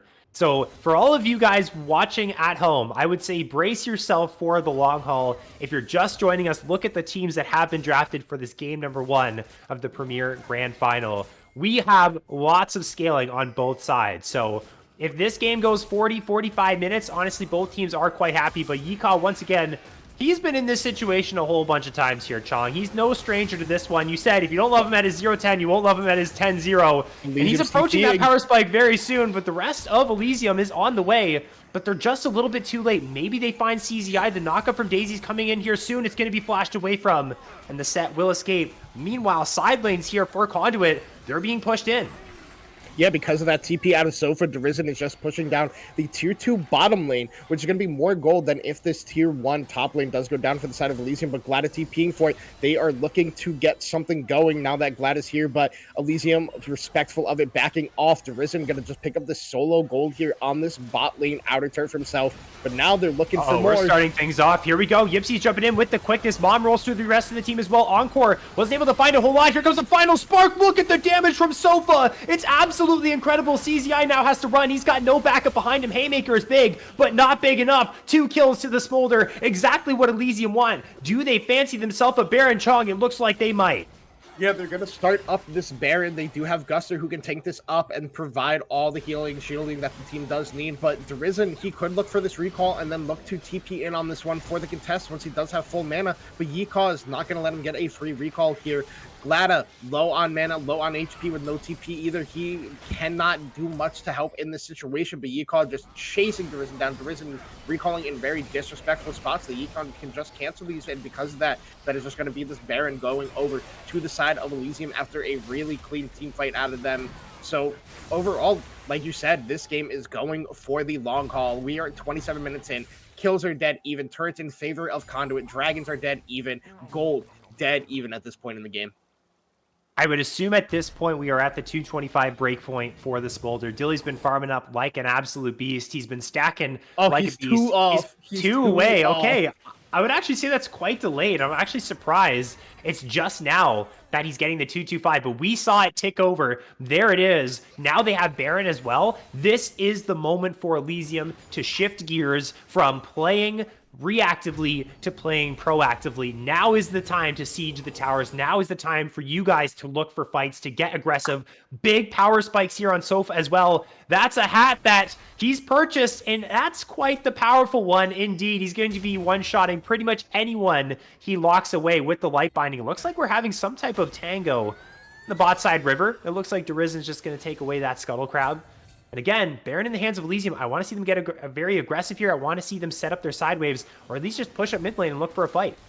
Yeah, I mean, right now, Yika is pushing in that top wave. His TP is back online. But the thing is, Conduit does have really solid wave clear with Derizen and Glada on these APCs. Also, Pina can help a lot with that Titanic Hydra. CZI can do a pretty good job of taking down these minions as well. So they're just playing as a 4-man unit, trying their best not to let Elysium get too much, but 30 seconds, this dragon spawns. I hope you are ready, Fars, because we are going to be getting a team fight very, very shortly as Elysium is pushing in this mid wave right now with the help of that Baron. Derizen is on the side looking to get a pick. It's a nice stun onto Yika there, but overall, tower just being sieged on by this cannon minion. Nice little bit of damage there out of Sofa at this point in the game. But because Conduit can't get onto that cannon minion, that turret is taking an absolute lot of damage. And oh no, Yika DC'd. No, it is going to be the BOL Premier pause. We get it. We get it a lot here, you and I, Chong, as hopefully Yika is able to reconnect here soon. A kind of a tense moment to find the pause. So at the very least, teams are going to be able to talk with each other and strategize before this Drake. I do like what Elysium did, which was push instead of just going towards the Drake, because they have the Baron, which is going to wear off in the next minute's time. They may as well use their Baron to siege and try and apply pressure rather than dancing around the river. That's actually exactly what Conduit would want them to waste that Baron. So I like what Elysium is doing there. Not very effective. They tried to siege the tier 2. They didn't get a whole lot of damage. I feel like they could have maybe got a little bit more aggressive, tried to hit onto the tower, try and stay protected behind Arrow, try and bait out an encore of some kind, but not a ton of value here. So good defense from the side of Conduit. I want to say Derizen has been playing a really sound game on the Syndra. We've been talking a lot about CZI, but I always see Derizen as a very, if you would say like the rock of a team, you could say Derizen is sort of that for Conduit. He plays, sometimes he has some off performances, but I feel like he's that control mage that's doing his part, that's really putting in the effort. This game has done a fantastic job getting side lane towers 4-1, applying pressure on the sides of these fights. and is going to be a huge point to look at in these next couple of fights here. Now on 3 items, he's got his eyes set on Sofa and Dilly. Yeah, and this coming team fight is going to be really interesting considering item breakpoints at this point. With that Lux being on the death cap, the damage that comes out is massive, and also Dilly is on those 3 items. He's got the ER, he's got the Spear Shojin, and he's got the IE. Glad is only on 1.5 items, probably building towards death cap himself at this point with that needlessly large rod in inventory, but also took a pit stop to pick up some heal cut. He is the best one to apply it on the enemy team as he can hit multiple people with all of his abilities. But something I want to shout out is Guster's build in this game. He went for the Redemption first into the Moonstone, and now he's built himself a Dawn Core, which is an item not many times we see, and we are on pause as Yika has reconnected. But the Dawn Core is such a good item on this Iron just because it increases the power of your shields that do come out. And also, Ardent Sensor isn't super good this game because Dilly isn't that classic hyper carry that you would want that for, but it looks like Conduit does have the mid push now. They're going to have to walk in and respond to this, but we're going to get that classic Riot bug of a slight delay once an unpause does happen, so this will just be cleared up in a couple of seconds. But the dragon is spawned up by Elysium. Conduit going to have to walk in and look for this fight, but this dragon goes down fast, already at 4K. It's going to go down. It's gone. They can't do anything about it. Good setup here from Conduit. Again, not getting the most out of this Baron, but at the very least, they get gold from it, they get XP from it, and they were able to get priority of the river and get themselves onto Soul Point. And here we go. Sofa's out of position. Good light binding is going to stop the Rakan from jumping on in. The final spark will not go down, though, and in the end, it will not be enough. Nice heads-up play here for Conduit. They're able to take down the Lux. They're 5 versus 4 on the map now, and the pings are going down onto the top lane tier 2. They could look to get aggressive. They know they have the man advantage right now. No better time than the present to try and get some extra gold for yourself through knocking down these towers, although it will be a little bit difficult with the Baron empowered minions. But as I say that, they end up dropping down, so a good opportunity here for Conduit to get aggressive. They're jumping onto Yika. They're looking for this tier 2. The wave clear looks to be quite strong. You might not actually end up getting out anything from this in the end. Yeah, I mean, you still got to be so scared of Dilly at this point in the game. At that break point, the passive RDO Q came out once he did hit the 225 mark, so Conway knows, hey, this Smolder is online. He is strong. He's at 3 items.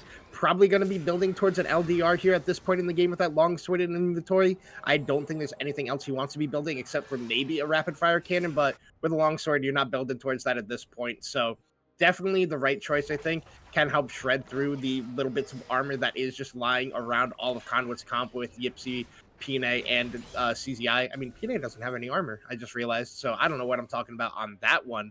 But regardless, I mean, people who have been playing this game super well so far have been like the likes of Guster, Risen, even Sofa. Also at points, Ipsy has been silently really good at getting these picks and engaged in team fights.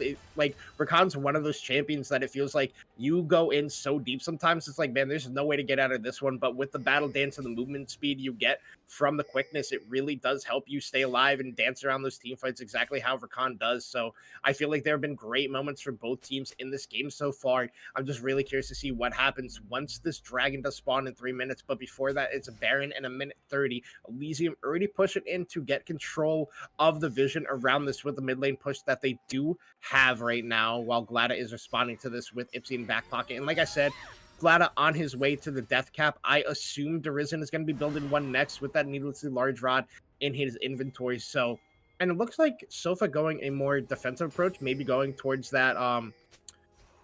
I can't remember the first part of the item, but the Banshee's Veil. I think it's Ardent something, or I forget. It Something basically along those lines. Yeah, it is the just spell shield component before you upgrade it to a full item. So I think that's I think it's called Verdant Barrier. Yes, that's what it is, Verdant Barrier. Yeah, going towards that to keep himself safe in these team fights, not get caught out by the CC that can come out from Conduit. Do like that approach out of Sofa there.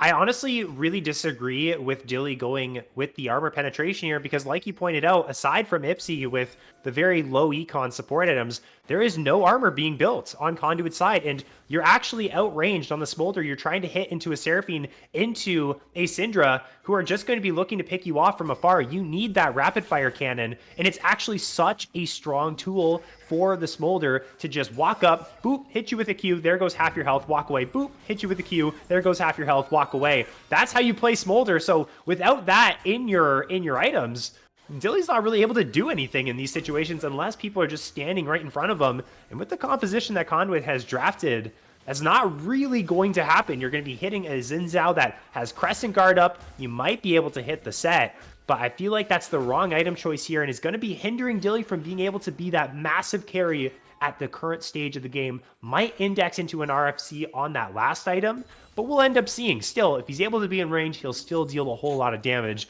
and that dance around the Baron has begun, and we also have under a minute to go here until potentially a soul for Elysium. This is really where the game is going to hit its climax, Strong.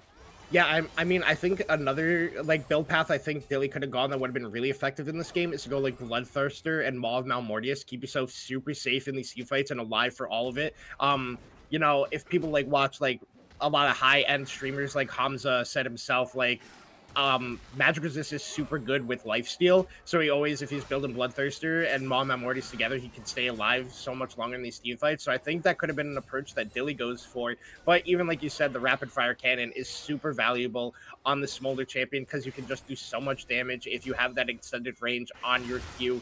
But now Arrow is a little bit caught here. Peanut is getting a little bit of damage on him. Shield comes out. So this could be the go button for Conduit. Now that that E is on cooldown, they could look to force in, but playing it a lot safer. Have the prio on the dragon. They're going to be starting this one up now. There's no vision on the side of Elysium. They're going to have to walk in, and we're going to be getting a fight started here. They don't want Yeehaw to get in this pit for that feast. Yeehaw's getting pulled in. He's getting taken quite low, and there's not a lot of follow-up on the backline here for the side of Elysium just yet. Yeehaw dropping low. The Ignite has gone down, but he's still half HP. Here comes a Redemption heal as well. This Cho'Gath is tanky. He's actually tanking up everyone from the side of Conduit. Sofa flashes forward onto Derizen. He finds the final spark, but Derizen flashes away. Mom rolls through the entirety of the team. The backline is safe from the side of Elysium right now. Yipsy's going into the backline. Yeehaw has fallen. CZI finds that kill. One more big haymaker. Not going to do a whole lot. And now the Smolder open season in the backline, but he is CC'd up. He flashes over the wall to safety. And now the fight is looking to go the way of Elysium. Glada flashes away. Winter's Bite does connect from Arrow. It's a triple kill for the Smolder. Elysium, they might have found their prize in the Ocean Soul, and they've also won the fight. Yeah, and the Risen just not really in a great position. Oh my god, Gladys sniped American Sniper Sofa out of nowhere, picks up that kill for himself. Now the Risen have to run for the hills here, but the Risen's positioning in that team fight wasn't ideal. Never really able to get out the maximum damage, never in range to get off that unleashed power onto these key targets. And now with this Ocean Soul and Baron going in hand of the side of Elysium, I think they can start looking towards the end of this game at this point in the game after that nice pass and play out of Dilly and the rest of the team there to pick that up for themselves. 4 Ocean Dragon, Ocean Soul, a Baron to go with it, Iron in the back pockets, keeping everyone even more safe than already before. And we saw how long it took them to kill Yeehaw in that team fight despite putting out so much damage on top of him. He just stayed alive for so long, which made it so hard for Conduit to even get the proper positioning for that fight. So Elysium in the driver's seat right now at this point in the game, but knowing these two teams, it can still go back and forth either way at this point. It's still doable for Conduit, but it's definitely getting to that point where it feels like it has firmly slipped from their grasp. It is their game to win now. And you said Yeehaw took forever to kill in that fight. That is absolutely true. Now you have an Ocean Soul slapped on top of the Cho'Gath as well. That's going to make things even more difficult for the side of Conduit to knock him down, let alone find the backline. And I love what Dilly did as well. He listened to his Chong. He did not finish the LDR. He just bought the Last Whisper and went straight into the RFC. Now he's going to have the range to really be a poke threat, because even if he hits the front line, his Q has that splash damage. It's going to bounce back into the back line, and Glada plus Derizen are going to be taking so much damage for that. So look at that. He even just hits the minions there in chunks at about a fifth of Glada's HP bar. It is so hard to play into the Smolder right now. The siege is beginning. They have the Soul. They have the Baron. It's doomsday right now for Conduit. Yeah, it's going to be really rough for Conduit to defend at this point. They can never really get in range to deal with this cannon minion, and Daisy can just tank up that turret forever. Also, the 6 grubs being on the side of Elysium really helps in these late game pushing scenarios when you do have this Baron buff. So they're going to be looking to start pressuring that. Is he just going to die? Okay. Okay, I thought he just kills the Risen there. I was like, I think the Risen's just dead if that Q hits, but the Risen, nice fancy. Oh, no. Yipsy might just fall. He uses the Battle Dance to get away, but there's the Execute. There's the 225. There is the Smolder. He is inevitable. He has gotten to the point where he is strongest. The baby dragon is all grown up, and now he is got a Nexus on his menu. That's what he's eating for dinner tonight. He just has to get through a few pesky champions to get there, but he's CC'd up. He gets hit by the Encore. He gets hit by the Scout of the Week. Maybe I just caster cursed all of them. The fight is lost. Conduit, they hold on. The Wombo combo is good. That might have been my most diabolical caster curse of my career to this moment. Conduit win the fight, and they hold on. Wait, they're going to cancel the base here. It's going to just be Sofa defending. There isn't not going to be able to get much out of this. Oh, yeah. Arrow not in a position there to keep Dilly safe. The CC from Pine was good. Uh-oh. The Crescent. Glada. Oh no, Glada! He's a 5-course meal. He just got devoured by the Cho'Gath as Yeehaw now looking for Panay as well. Yipsy joins the play, but he doesn't have a lot of damage to provide. He does have the Ignite, which is going to take down. It should just be the kill here for Panay. Sterix is going to proc. It takes forever to kill this Cho'Gath. Oh my gosh, he's healing so much as well with the Ocean Soul. Finally, he's going to die. He wastes so much time and basically stops any hopes of Conduit from breaking open the base of Elysium. I mean, Conduit defend their Nexus turrets, which is huge for them. A really nice play. Also, Pine got in onto the backline, hit a nice Crescent Guard to knock Arrow away, so he isn't able to get the E in front of Dilly, and it's immediately responded to by Glada hitting that Encore onto him, and they just burst down. This baby dragon didn't even get to call his mom in for backup on that play. So really well played by Conduit to keep themselves in this game, but like you said, it is going to be so hard to deal with this Ocean Soul. Yeehaw not going for the full 0-10, just the 2-10, but he's got a Seeker's Arm Guard in his back pocket, and that is diabolical by him to be able to stay alive even longer in these team fights. But now, looking at this point, the LDR finished up here by Dilly. He's on those 5 items. Glada only on 3.5. We have the Death Cap also picked up for Derizen, both middle laners on 4 items. Oh, they got Arrow. We're looking for Arrow. This is not really the target that they want, though. He just uses the Unbreakable Shield, jumps on back, and he's good to go. I mean, this is just so scary looking at this team here from Elysium. The only thing that would make it scarier is with their Cho'Gath in front of them. The final spark is not going to connect. Thankfully, Glad is able to get away from that one. It would do a whole lot of damage. But the push is relentless. Elysium is relentless. They want this win. They want it right now. Panay could be in some trouble. Yeehaw is teleported in, and he's looking for blood. 3 versus 1. He's flashing on the Seraphine. I don't know if this is the right play. He is dropping low-ish. Maybe not actually. Yeehaw is still alive. He's underneath the tower. He's tanked maybe 40 million tower shots, and now he's going to finally fall. And that's actually quite the big mistake there from Yeehaw, going way too far forward. Might end up being the detriment to his team. Derizen trying to clutch up, trying to call game and catch Dilly out with the Scat of the Week, but not quite going to be able to do so. Sofa does it, though. Finds the light binding. Glada goes down. It will be a 4 versus 4 on the map. Yeah, and the big thing that happened there with Yeehaw TPing, and he forced both Glada and I believe Derizen to flash away defensively unless Derizen flashed aggressively forward. But Glada with the defensive flash away from Yeehaw was able to get the Sofa able to respond instantly on that, hits the flashlight binding, and then just instantly bursts down the Seraphine. Sofa can one-shot, I think, only Glada at this point in the game, because we saw him get a full rotation on Ipsy, but Ipsy was able to stay alive with it, and Glada has no magic resist in his build. We see that Derizen has gone for the Merc Treads for that 1v1 matchup, but now Elder Dragon is on the Rift, and it's already started up by Elysium. They are taking this one down. It's at 7k health there, and they have no Yeehaw, so it can be a Smite Seal. This is the Conduit Classic. Panay is here. Wind becomes lightning, connects. He's going to be able to get himself into the pit. They're exhausting him. It's just a full flip. Who's going to get it? Panay does. Panay gets the Elder, and now the fight commences here for Conduit as well. That's 2 kills that have already gone over. Derizen has found the Scat of the Week onto the Smolder, and he is going to drop as well. Are you serious? Somehow Conduit find a way. They get in the pit. They steal the Drake, and their hopes are still alive in this game 1. This is the Conduit Classic. Conduit junglers are known for stealing these neutral objectives. We talked about it on Auto Talk. CZI even brought it up to Sofa, said who wins in a Smite steal, and then the big question was, who started the objective? If Conduit starts it, Guster's going to steal it away, but if Elysium starts it up, Pine will steal it away, and we saw exactly that. Pine coming up clutch in one of these vital moments, picks up Elder for themselves. That means they're able to walk into this Baron area and start providing pressure. Yeehaw could be picked off here, but it takes so long to kill him, but with the Elder buff, the burn is huge. He's got no backup. He's got no homies around him. He's going to use the Sneaker's Arm Guard. It's not going to do anything. Derizen finds the kill. This Syndra is full build and does a whole lot of damage. This Baron's going to go down. There's no one in the area. The death timers were so long. There's no hope for Elysium to get back onto the map to make sure this doesn't go down. This is your prime moment here, Chong. If you are Conduit, they have to go. They have to push down mid lane. They have to look for a fight with this Elder Drake so that they can try and win a fight. Otherwise, it's just back to square one. I need to see Conduit right here, right now, push the envelope and look to try and make this miracle happen.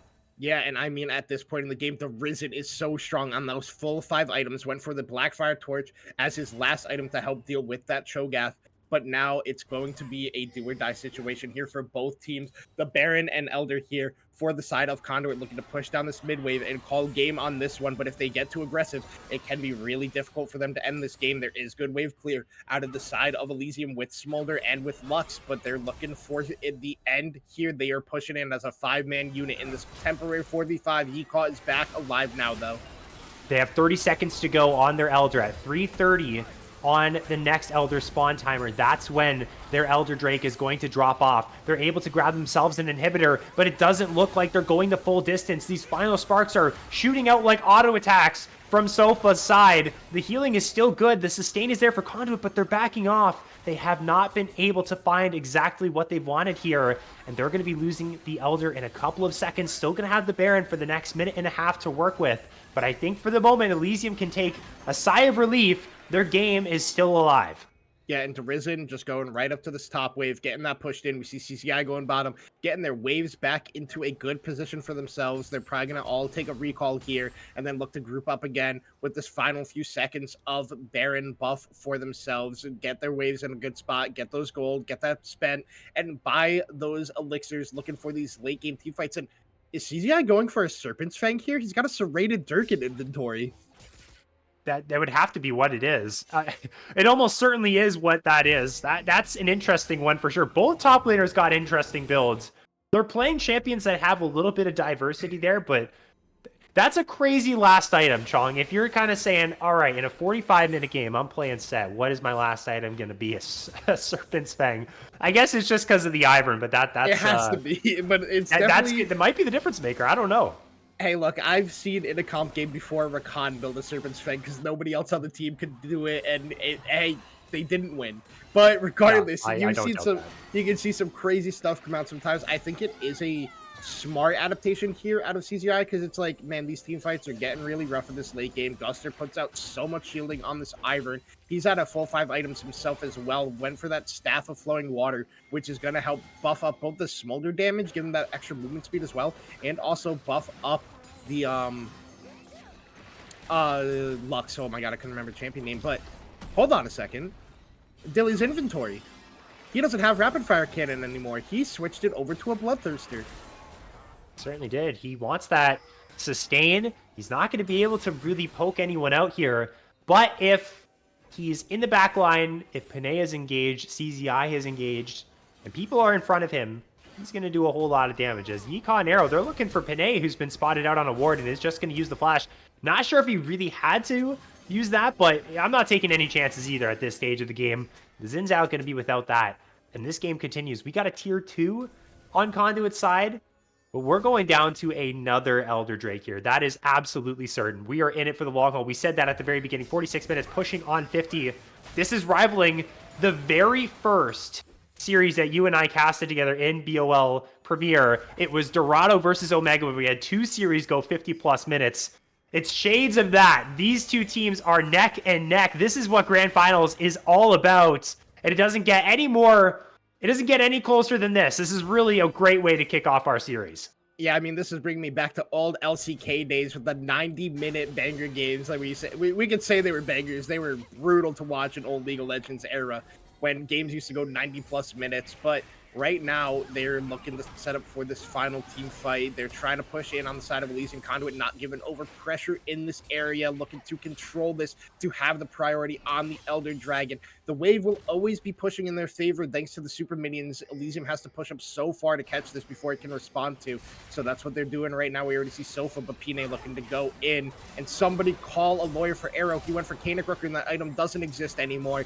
Definitely an interesting choice out of him, but Glada takes so much damage. He's burning burning down a nice sidestep. Glada's gonna have to Yikaw's looking for blood. He's found a rupture, but here comes a showstopper. Yipsy's into the backline as well. Glacial Fisher runs through everyone. Encore is only going to hit the Braum, who blocks with the unbreakable shield. Dilly's down. Derizen's found the kill. Could this be the moment here for Conduit? The fight is going to continue to break out. Panay is isolated in the backside. Guster Posey still hitting. Sofa still hitting, but the backline is alive here from Conduit's side. Throwing Daisy as a punching bag is Derizen, who's still alive. The fight is commencing. 3 versus 3 it is. There's the final spark. That's going to go wide. We have ourselves a stalemate. Ipsy tries to jump back on him with the grand entrance, but there's the light binding that connects onto Glada. He might be in trouble. He flashes away. Arrow is still in the front line. Guster is still buffing up the rest of them. How can they kill this Braum? All they have to offer is burst. Scatter the Weak connects onto the Ivern. So close to falling. It is neck and neck between these two, but I don't think anyone else is going to drop here. It's just a wet noodle fight at this point. There's no DPS between anyone. Final spark again. 45 different times the Lux has thrown these out in these plays. The Elder Drake is alive. They're sitting back and forth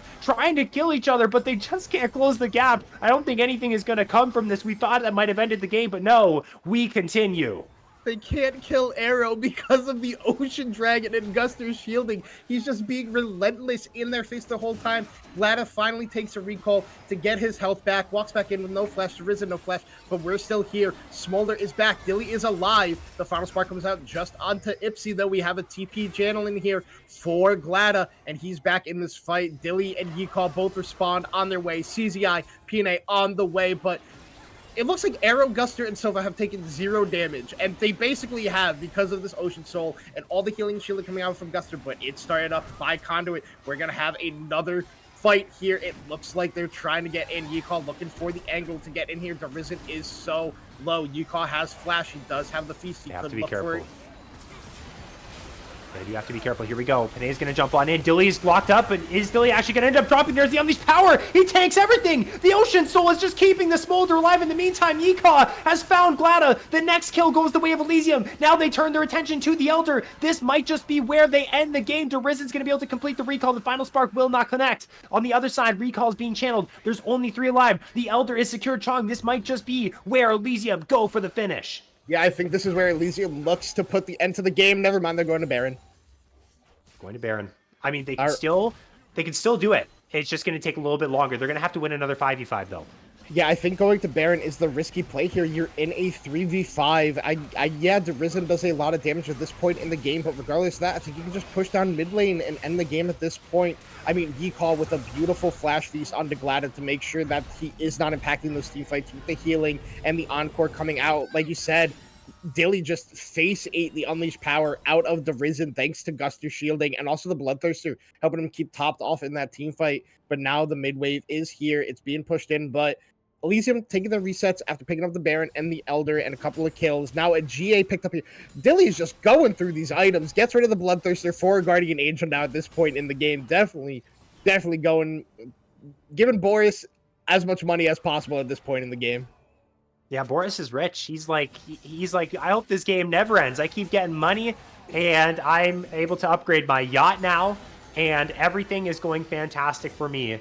I think Guardian Angel is actually the right purchase here for Dilly, especially if he continues to get caught out in these fights. The Bloodthirster's not doing you a whole lot. It's going to give you some more damage, but you're not doing damage if you're dead. So now you should be able to tank up an Unleashed Power and be okay. And then if Derizen's without that for the rest of the fight, that's going to be a pretty big detriment to the side of Conduit, who's now sort of just sitting at their Nexus towers. They've been cornered here. They have to have their last stand right here, right now. Their mid lane inhibitor is gone. The Nexus towers are under siege. The Baron empowered cannon minions are doing work. Final spark is going to go wide. Yika is the front line for the side of Elysium. All of the inhibitors are going to go down. Surely with the Elder in their hands for the next 30 seconds. This is where Elysium puts this game away. Yika is leading the charge. Lands a rupture onto 2. The Nexus tower getting low. They are going on to the Cho'Gath, who's tanking up forever. They're just not able to find the damage. The Nexus now exposed. They're looking for the fight, but they might just be able to hit onto the Nexus and end this game. The kills are going their way. Dilly's untouched in the backline. Sofa's untouched in the backline. Derizen tries to find the Unleashed Power, but it's not going to do enough to knock down the Smolder. This is it. This is where game number 1 ends. You're in for a fantastic series, ladies and gentlemen, because that was only the first installment between these two, but it's Elysium that strike first. Man, what a game. 52 minutes here for game number 1. A back and forth fiesta. Absolute cinema out of both of these teams.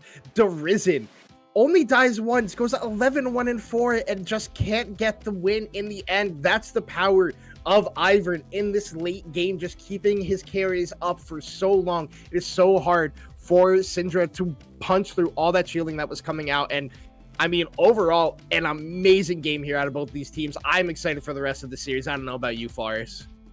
Dude, I mean, it's gonna be absolute slobber knock. If we get 5 and they're all like this, we're gonna be here all night, but it's gonna be quite the way to send off BOL Premier. That was only game number 1. It feels like we just went through an entire best of 5 in one game. I could not believe that. We said it would get dangerous for Conduit side if it went late. It was Elysium, who we said had the draft gap, who did end up getting the win, but holy moly, Conduit made them work for it. And it is Fearless. We won't be seeing any of those champions again. We got more in store for all of you. Game number 1 goes to Elysium. Conduit looking to knot it up and prevent themselves from going down 0-2. This series continues right after this.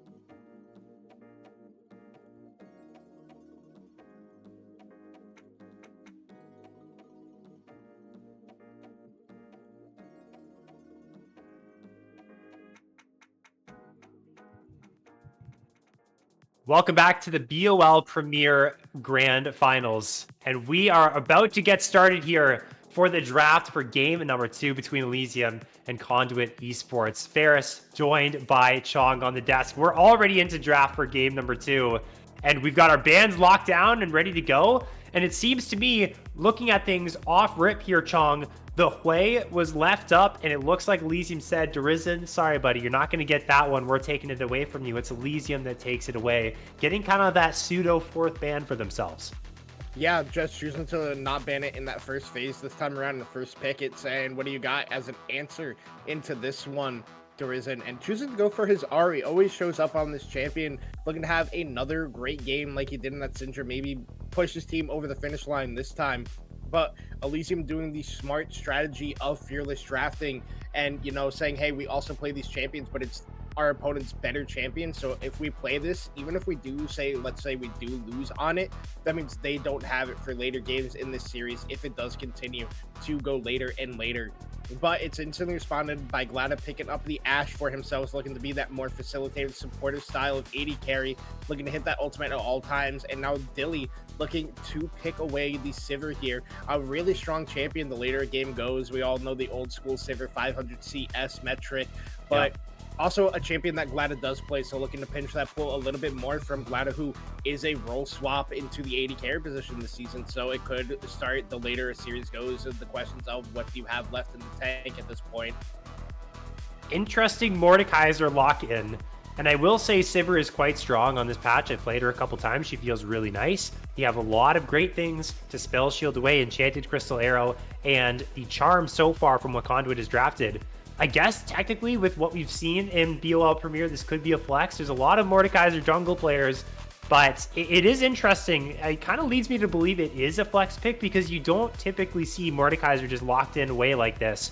But that is definitely going to go topside. At least that's what I'm going to have to think. You don't see a lot of Olaf jungles nowadays. So CZI probably just calling the bluff here for Elysium, saying, okay, if that Mordekaiser is going topside, I'm taking this Olaf here, and I'm looking to wreck you once again up here, Yikong. Yeah, definitely a bold decision here out of the side of Conduit. Hopefully this is a flex pick, so it doesn't just get locked away in the top lane if this Mordekaiser does end up going jungle. But I like the idea here out of Conduit after how CZI performed in that 1v1 in the top lane, just going, hey, I'm going to just keep fighting fire with fire and I will come out on top. And if an Olaf gets ahead, we all know how scary an Olaf can be if he's just able to stay on top of the entire enemy team with that Ragnarok and just burn through everybody, especially with that attack speed buff that you get the lower you are on health. So definitely a good choice in that 1v1 isolated, but if an Olaf does get put behind, it's going to be a rough game here for CZI. But now we're looking at some more support bans here. And Alistair banned away from Arrow. The Leona banned away from Ipsy. So really, really locking in on strong 2v2 bot lanes combos, not letting either one get the favorable support that they want in this matchup. So really curious to see what supports are left up and where they end up going. I know that Ipsy has always been willing to bust out the Tom Kench so far this season, while Arrow could end up playing like a Milio or a Lulu to pair up with this Sivir. So really curious to see where they go from here. I would like to think that it's going to be something very engage heavy, and Elysium has recognized this, so they've banned away the Leona. Maybe they also take away the Rel that Ipsy really likes to pull out. That could also be an option here. Also, for the side of Panay's champion pool, might be going for something on the aggressive lines, something skirmish heavy like The Viego has also pulled out a Kayn in BOL. I don't know, they got the Ahri, they've got the Ashe, they've got the Olaf. Maybe he's taking the Olaf into the jungle, but they're playing a very skirmish-heavy duelist-style composition. If they can really index into that, get some engage on their support, I feel like they have a really nice aggressive composition, something that feels a little bit more sound than what they had last time around. On the other side, it's an interesting build up here for Elysium. They've got the Sivir, which is going to play really safe. They have Hui that can play from range, and their only front line right now is that Mordekaiser, so it should be Arrow indexing into a tankier style support. They do need some engage. Maybe something like the Nautilus comes through, although as now we see the Volibear coming on through, that looks like that's going to go into the hands of probably Panay, who has played it before, but again, the Olaf and the Volibear, these are two flexible champions. It's keeping Elysium on their toes. Yeah, I mean, Conduit really going for Freljord focus here in their draft with the Ashe, Olaf, Volibear. I was maybe expecting a Vi to be paired up with an Ahri, just a classic combo, but with this Dr. Mundo being picked up here, I mean, Guster has already played it in this playoff run so far, so I assume it is this Mordekaiser top to go up against that Olaf. It is going to be the Mundo jungle, but now they're going to need some engage option here out of the support pick here for Arrow. So, you know, the Nautilus is still up, Thresh is still up, you still have Rella as well, but going for Karma, so very limited engage and CC options here at the size of Elysium, but Karma can be good into Olaf. You just do that mantra E onto your entire team and just run away from him when he's trying to chase you down. All right, Conduit, thanks as always for hovering Janna. They know exactly why they're doing it. Yeah, they know why they're doing this. They didn't do it game one. That's why they lost. They didn't pay the tax. Yeah, that's true. That's the real analysis there, Chong. I don't think Janna would be the wise pickup either, considering the lack of engage. You're really not. You're not getting rid of any type of engage when there's no engage to actually prevent. Maokai looks to be the lock-in here, so that is what is going to be the pickup for Ipsy. I think this is fine because you do still need that reliable engage. They have a lot of pick tools, but the Nature's Grasp is going to be more of a reliable tool for them to start things off. And you pointed out the biggest glaring problem I see with Elysium's composition. Where is the engage? They're preying on a cleaver to hit, and they're saying, okay, he's slowed. Go run him down with Sivir ultimate or something like that. It's gonna be an interesting one, but I feel like this could be a game where the early game and especially the mid game too could get messy. There's a lot of dueling potential. Top side, Olaf's running down a Mordekaiser who's putting someone in the death realm. Mundo's running around full speed. Olaf's running around full speed. Dives are happening with Volibear, but I feel like if that ends up happening, I really like what Conduit have built for themselves. I am going to give them that slight favor in the draft. Yeah, I do have to agree with you. I think Conduit has the more concise and clear-cut game plan. Like, yeah, you have Mundo and you have Sivir, but you can only cleanse one CC ability. You can't cleanse all the forms of CC that do come out of the side of Conduit. If you stop the Twisted Advance with the Sivir E, you're gonna get hit by a Charm, a Nature's Grasp, Enchanted Crystal Arrow. Everything's just gonna be flying out on top of you. And yes, Elysium does have a solid front line with the Mundo and the Mordekaiser, but with an Volibear and a Maokai, I think Conduit has the better front line in a way. Mundo is known to be this super tank, but also Elysium's comp, they are relatively lower range. Yes, Wei has that increased range, and so does Karma, but Sivir being this low range AD carry can be very difficult to position around team fights. We saw how good Conduit was last game at picking off Dilly anytime he overstepped on that smolder, so they could look to do more of the same on the Sivir in this game. So I think we're gonna see the series go to 1-1, but we won't know until we actually see what happens on the Rift. A much better look this time for Conduit, a whole lot more aggressive as well. Elysium looking to go up 2-0, again, putting their eggs in that scaling basket, a really nicely defined front line. We're going to see the continuation of this series as we wait out the spectator delay. We're going to go into a break, but we'll be back with this series after this.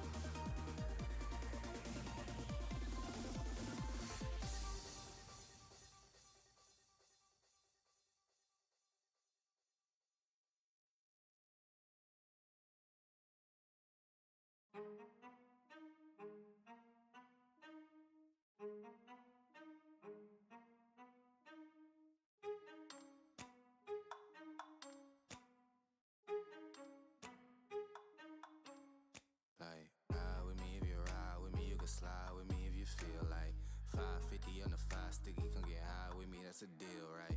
Ride with me if you ride with me, you can slide with me if you feel like 550 on the 5 sticky, come get high with me, that's a deal, right? Welcome back to the BOL Premier Grand Finals on the Rift for game number 2 between these two. Elysium struck first. They might strike first in game number 2, as well as Glada forced to flash over the wall. Does have the volley to keep himself safe. We're just starting off hot in this one. Guster's on the flank. Glada gets hit with another briefcase. That's first blood that's going to go the way of Guster. Posey Derizen might have to flash as well. He's in some trouble. He uses it. He's getting quite low. One more briefcase, not enough. Holy moly. Well, welcome to game number 2. We're already starting things off 1-0 Elysium. They're feeling quite good, Chong. Glada, you saw them place the ward. You were in the brush and you just stood there. Oh man, that is a choice that was made in this game number 2 and not the right one. And then Derizen gets punished for it. I mean, yes, Sofa used his flash. That is your silver lining after that play. But now this bot lane is going to be in so much trouble.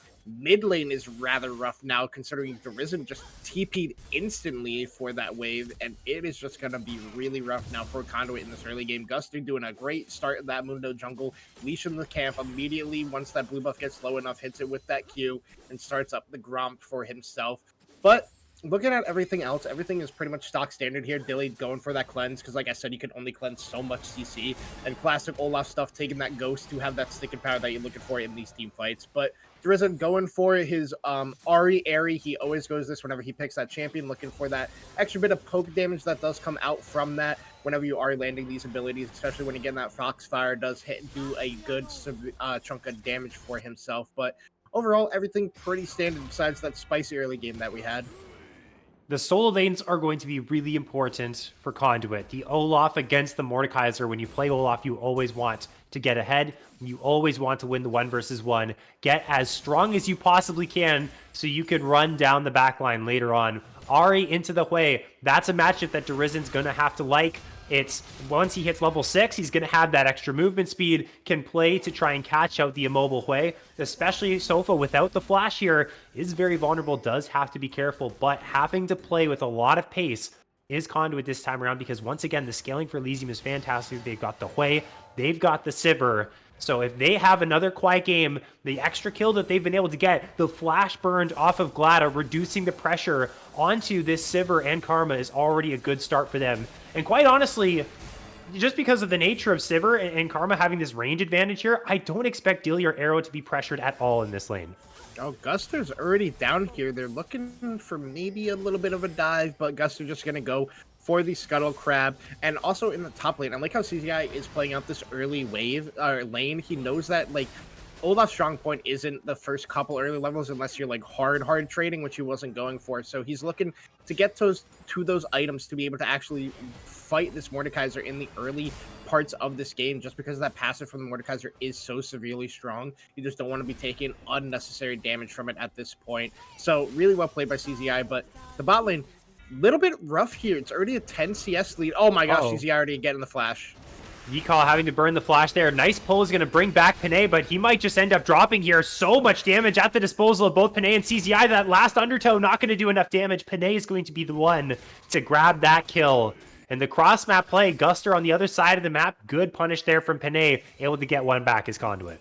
Yeah, and that is the power of Olaf. If you do hit that undertow, you would just have so much sticking power. You just keep running at him, grabbing him, throwing those axes left, right, forward, back, side to side, AB, start, select, everything like that for the cheat codes. But forces Econ to burn that flash super early, and then Pine, right place, right time, is able to get there for the gank. Yeah, you would want the kill to go over to CZI, but you don't feel bad if it also does go on to Pine, because this Volibear can do basically the same thing that the Olaf does, just get onto the back line and cause so much havoc in these team fights that you're kind of looking for the side of Conduit. You're kind of looking for Ipsy to get that engage, get that Nature's Grasp out, and then just fall back to PO4 Derizen and Glada. But Glada is in a Ash is kind of weird in this team comp if you really do think about it, because the 4 champions of Conduit all want to be going forward, where Glad is like, guys, I just kind of want to sit back and just throw out these hawk shots, throw out these volleys, everything like that, and not really be sprinting forward at everybody else like you guys want to. But Glad would have to position well in these team fights while the rest of his team is just running forward, causing all the havoc that they want to. So Conduit answering back after that first blood going down, looking good so far. CZI already building up that advantage for himself, but Dilly's got the advantage in this bottom lane. It's been going swimmingly for Dilly and Arrow, and I honestly don't think anything is going to change in that regard. Ashe is just not the champion that's going to apply the necessary pressure to punish a champion like Sivir. Whenever I play against this champion in bot lane, or I play as this champion, it feels like there's nothing you could put up against me that could really get me into a dangerous position, and Ashe is certainly not that one. But you know who is in a dangerous position? Well, that's Yika. And while they actually weren't gentlemen enough to give Derizen that kill, despite him moving all the way from mid lane to make it happen, plus burning the Spirit Rush, it's CCI that just takes it away from him. But at the very least, they'll still be happy with what they were able to grab in Conduit, up 2-1 in the kill score. Oh man, that feels so bad as Derizen. You spend all that time running top lane, you burn the ultimate, and then just watch as CZI goes, hey buddy, watch this, and just auto kills the Mordekaiser. But now they're looking to force onto Guster Posey a little bit here. He does have that passive, he does have the go where he pleases still active, even though Derizen did hit the charm, he was able to pick that one up. Oh, Derizen. Oh boy. I could see the vision. I could see the vision. If it landed, it would have been nice. They're just going anyways. Ipsy flashes onto him. There's the twisted advance. Sofa's going to burn the flash, but that's not going to mean anything. Way too aggressive is the way. The flash charm is not going to connect, but the kill is still going to go into Conduit's hands. They're making plays happen all across the map. They're playing that high-octane early game that we wanted to see from them. Yeah, and they're doing it phenomenally so far. We saw the vision out of Derizen to hit that flash charm, but misses. But the rest of its team goes, don't worry, bud. We got you. And also burn their flash to be able to pick up that kill on Sofa. And Sofa also did burn his flash, but goes down to that tick of Ignite from Ipsy. And then the Foxfire from the Ahri with that Ahri proc was able to get that kill for Derizen in this mid lane. So off to a really good start here is Conduit in this early game, already picking up that feats of strength for themselves, or sorry, feats of warfare for themselves, getting those first 3 kills in this game. And now they also have those 3 grubs to tow, and that is so good when you have this Olaf, because CZI can just say, guys, I'm never team fighting this game. If I'm so far ahead in this top lane, I'm just going to split push all game. And if you get 6 grubs as Conduit, CZI is going to be loving his life when he gets to these turrets. And I don't know if this matchup gets any better for Yika at any stage of the game. You're never going to be able to use the Realm of Death in this 1v1. Ragnarok is always going to be available. So it's going to be very difficult for Yika to deal with this Olaf if that is actually going to be the case. And again, I want to remind people, this was Elysium who decided to pick that Mordekaiser on B3, and understanding the fact that Conduit likely is going to go for that, is going to have that counter pick in their hands. This is what it was, and so far it's paying off quite well. But again, if you look at the top lane and you're critical of what the top lane looks like for Elysium, if you take a look down on their bot side, 26 CS ahead at 8 minutes with virtually no pressure applied from any outside forces. This is just a raw 2 versus 2 CS lead for Dilly, who, again, like you said, Sean, is that hyper carry player. He is set up for success on Elysium's side. He's really going to be their lifeline in this game. Yeah, and a big thing to remember is that in this 1v1 in the top lane, you can't actually use the Olaf ult to get out of the Death Realm anymore. You can just stay in it and keep fighting, but if you do buffer it correctly as CZI in this matchup, you can cancel it coming out of Yika. You just have to get the, you have to predict it right, kind of, because there is the animation for him casting the ultimate, right, but if you get it right, you do cleanse it, but once you're in it, you can still use it there and just get the bonus stats for it that were... bonus stats, I say you just get the movement speed for it. But also in this bot lane, like you said, Dilly is so far ahead, basically picking up where he left off in that laning phase from game number 1, just really making it difficult for Glada to play this game. And this is kind of the thing that you see out of Glada in most of these times. Yes, he's been playing really well in his role swap so far this season, having some hit or miss games, but normally being relatively strong force team. Never mind. Well, Panay's in the Realm of Death, and Panay is not winning this 1v1. He's finally going to get out. He's going to use the Stormbringer, but Guster Posey's here on the counter gank. The shutdown's going to go to the Mordekaiser, but Derizen's making things happen bot side. In the meantime, Dilly has fallen. CZI is dropping low as well. The shield is there for Yika, and Guster gets 2 kills. Flash Launcher Q from Arrow takes down Glada, makes it a 1-for-1 bot side. 3 down across the board for Conduit. Elysium have just made the play to bring them back. Yeah, and Yee-Kaw with the smart decision making there to not ult CZI going, I can't win the 1v1 against him, but you know who I can beat is Pine in this 1v1. So instantly ults away the jungler, and then Guster Posey, right place, right time, walks up there. The second Pine is out, he tries to use that Stormbringer to get out, but that does not matter. The Mundo goes where the Mundo pleases, and that was on top of Pine to pick up 2 kills for himself, already on this Heartsteel, the first fully completed item that we have in this game. Guster Posey off to a great start on this Mundo. Oh, so close. I could see on the minimap, Yee-Kaw was recalling, and the teleport behind from CZI was channeled. He must have been 1 axe away from being able to get in range to cancel that and maybe trading 1 kill back. But fortunately, Yee-Kaw gets back to his base nice and safe, is looking forward to Risen. The briefcase is going to go wide. That is going to be a very aggressive spiraling despair. They're jumping onto Arrow, who's stunned underneath the tower. He's a goner. Yipsy's going to grab the kill credit, and Risen almost dropped as well. I feel like that was a Spiraling Despair, Severing Bolt combo that was thrown out by Sofa. Very devastating. Not quite enough, though, to get that shutdown. Yeah, I mean, it had to be with how low Derizen was. I don't think the Spiraling Despair at this point in the game is enough damage to do that, but also Arrow a little bit overstepping, drew turret aggro, and it was instantly responded to by Pina and Ipsy, knowing that he has no flash, just chain CC, get him under that turret, and get him down, because he did use it to pick up that kill onto Glada.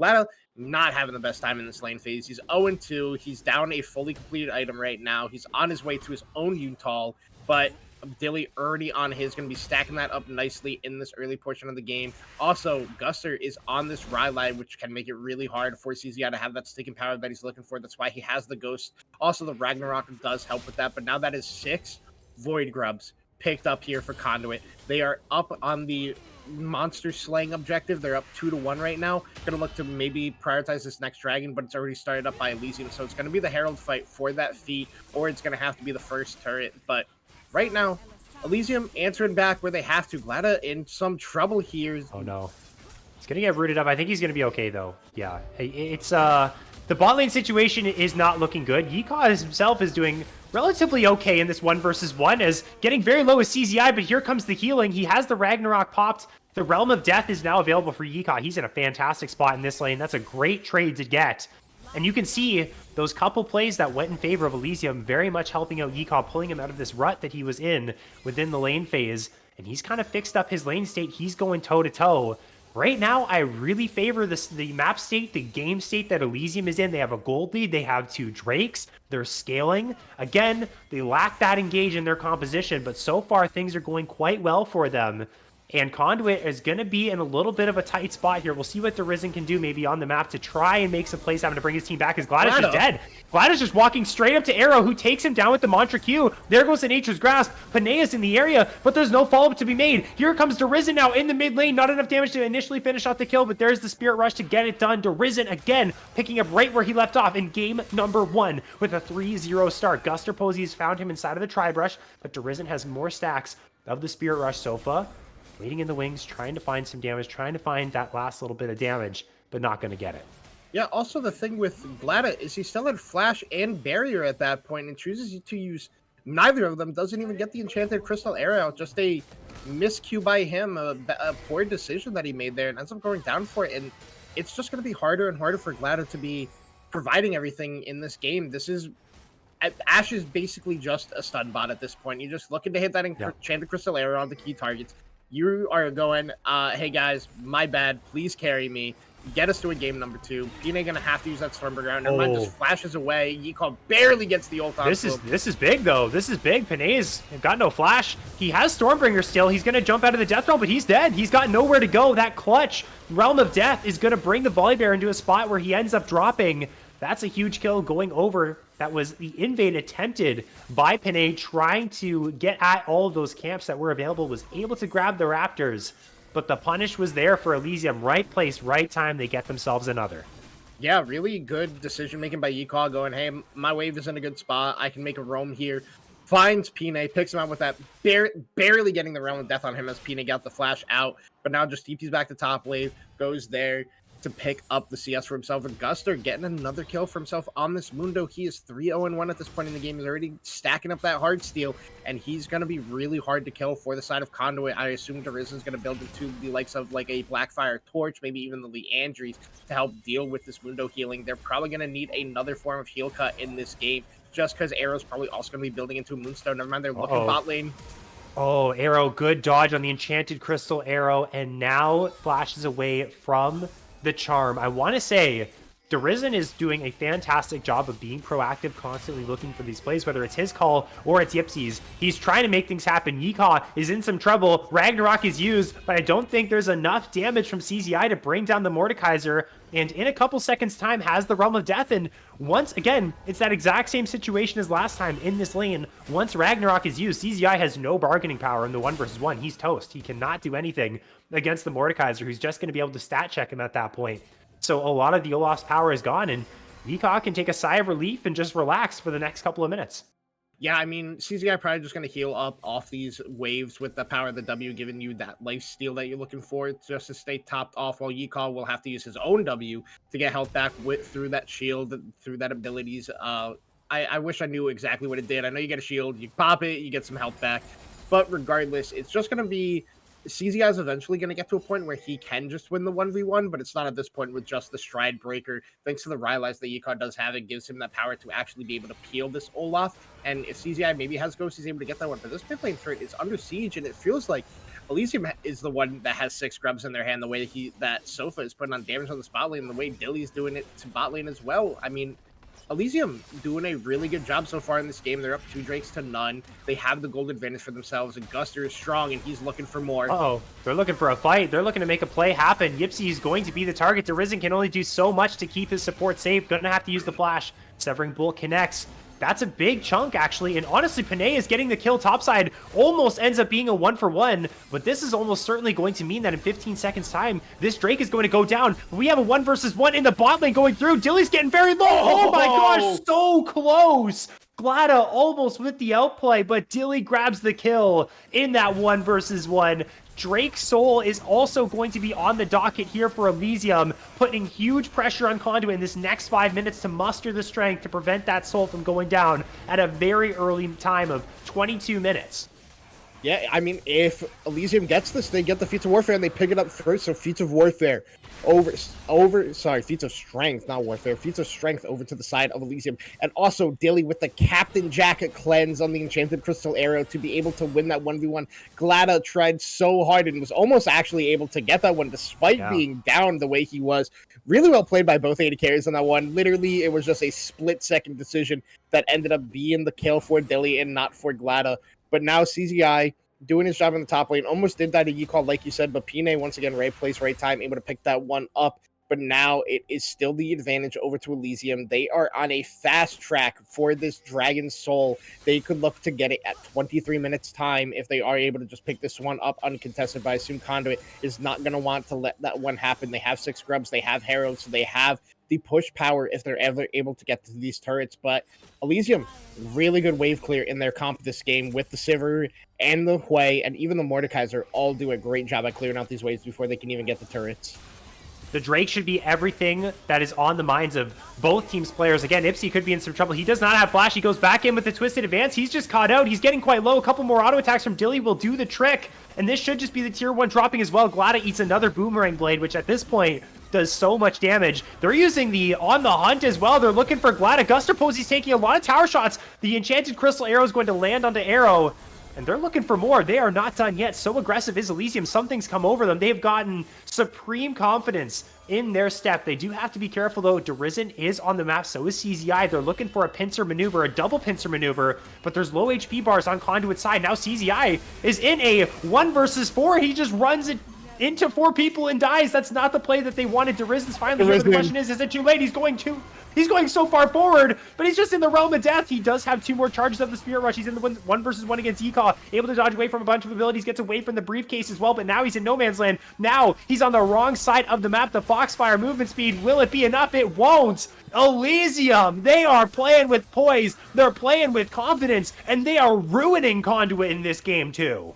I mean, yeah, who needs engage buttons if you were just hitting every cleaver out of Guster, and it is working for the side of Conduit. You said their engage option is hit a cleaver and chase him down, and that is exactly what Elysium is doing. And once again, CZI trying to roam over to help his team, but caught on vision, able to quickly turn into a play. Derizen tries to come and do something, but once again, he's on vision the entire time on that roam up, so they're able to just quickly pick up kills in succession for the side of Elysium. They pick up the mid turret. They get some good damage onto the tier 2. And despite having no grubs, they are just taking down these turrets like it's nobody's business. Conduit really feels like they haven't been able to even touch a turret at this point in the game, despite having that 6 grub push of power, despite having the Rift Herald for himself. And this game is starting to look rougher and rougher because who kills Guster at this point in the game? He's on Spirit Visage. He's got 113 stacks on that Heartsteel. It is a Mundo going where he pleases for this game as long as he wants to.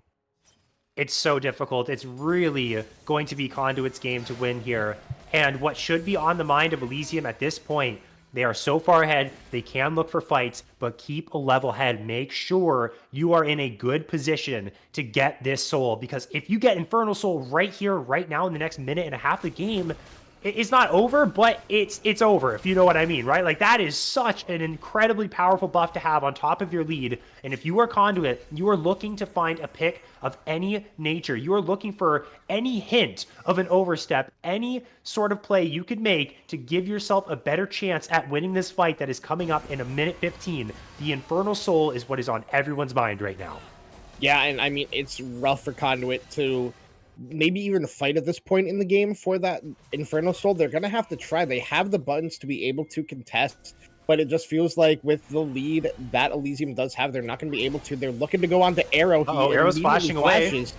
He's going to be in some trouble. Darizen jumping in as well. Panay has found himself the kill. This could be the play for Conduit to try and bring it back. Teleport flanks are coming on in. It's a 5 versus 4. They want to look for the 5v4 play, though. Could this be too much? Panay jumps in. They're able to knock down Yipsy, but Panay has not been able to drop the backline. Dilly is still untouched. Yeehaw and Guster Posey, that meat shield in the front line. Death Realm is going to be utilized. It's a 1 versus 1 between Panay and the Mordekaiser for the moment. Stormbreaker over the wall to bring himself to safety. CZI is looking for the backline. CZI pops the Ragnarok. He's able to take down the Mordekaiser. Spiraling Despair is in. Glad hitting in the backside. So is Sofa, though. It's a 3 versus 3. A good attempt here from Conduit side. Severing Bolt is going to connect. Sofa wants blood. Looking for more. A couple more spells will do the trick. The Volley Bear gets a little bit of healing. Flash over the wall. The Boomerang Blade from downtown is able to grab the kill from Dilly. And now we're here outside the Drake. 3 versus 2.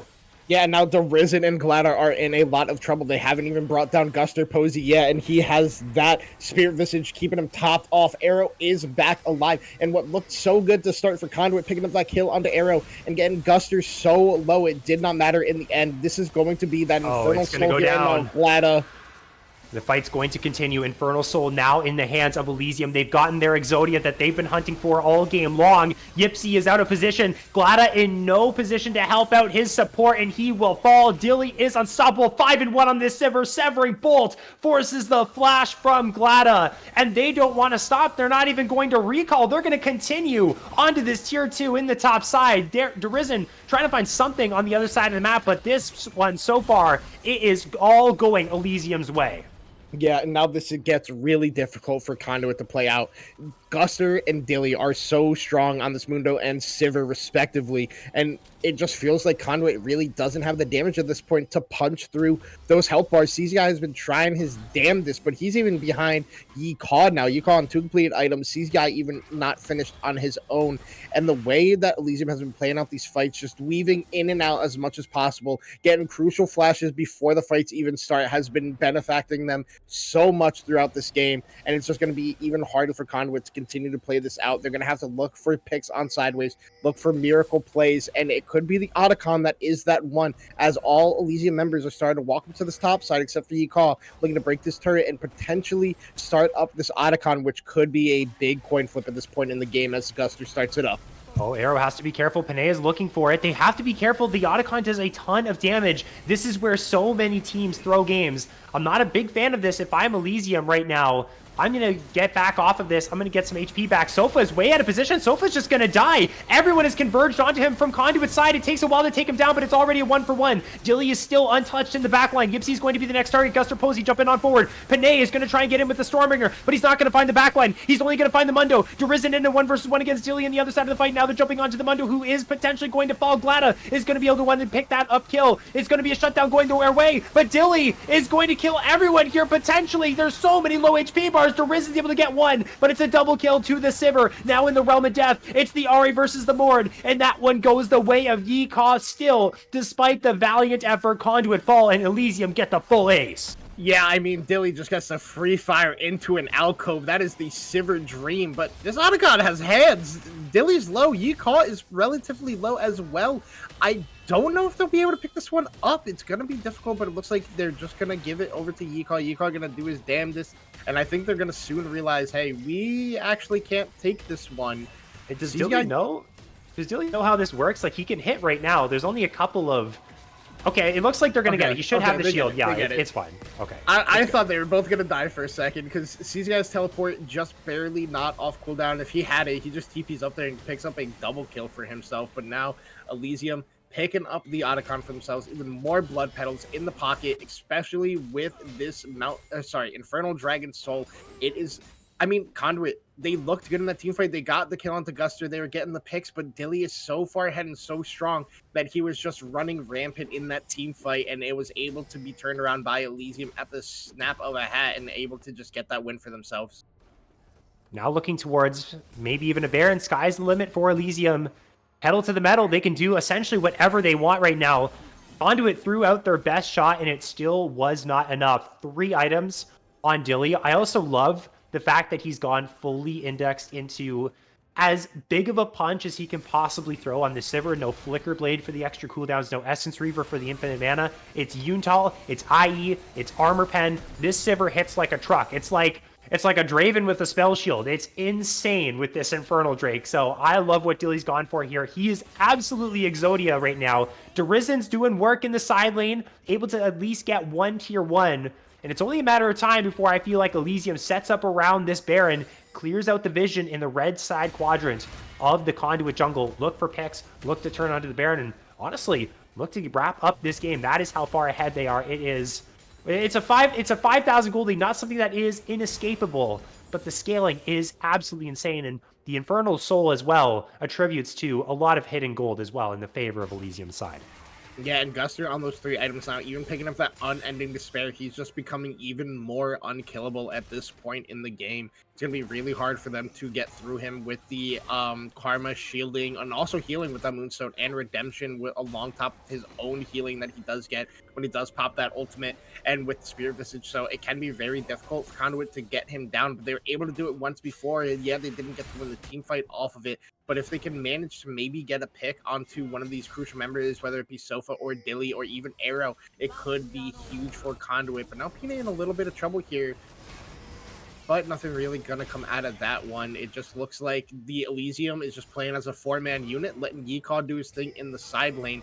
But Conduit going, hey, the Riz really close. Let's try him again. But Arrow responds with a flash of his own, not getting CC'd by that one. But now CCI just going back to bot lane, pick that one up, not letting Yeehaw get a turret for himself there.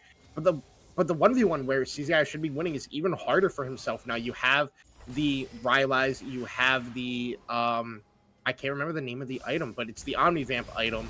And also he's got Riftmaker, there we go. He's also got a Seekers and a Bramble Vest, so it becomes even harder for Olaf to win these 1v1s.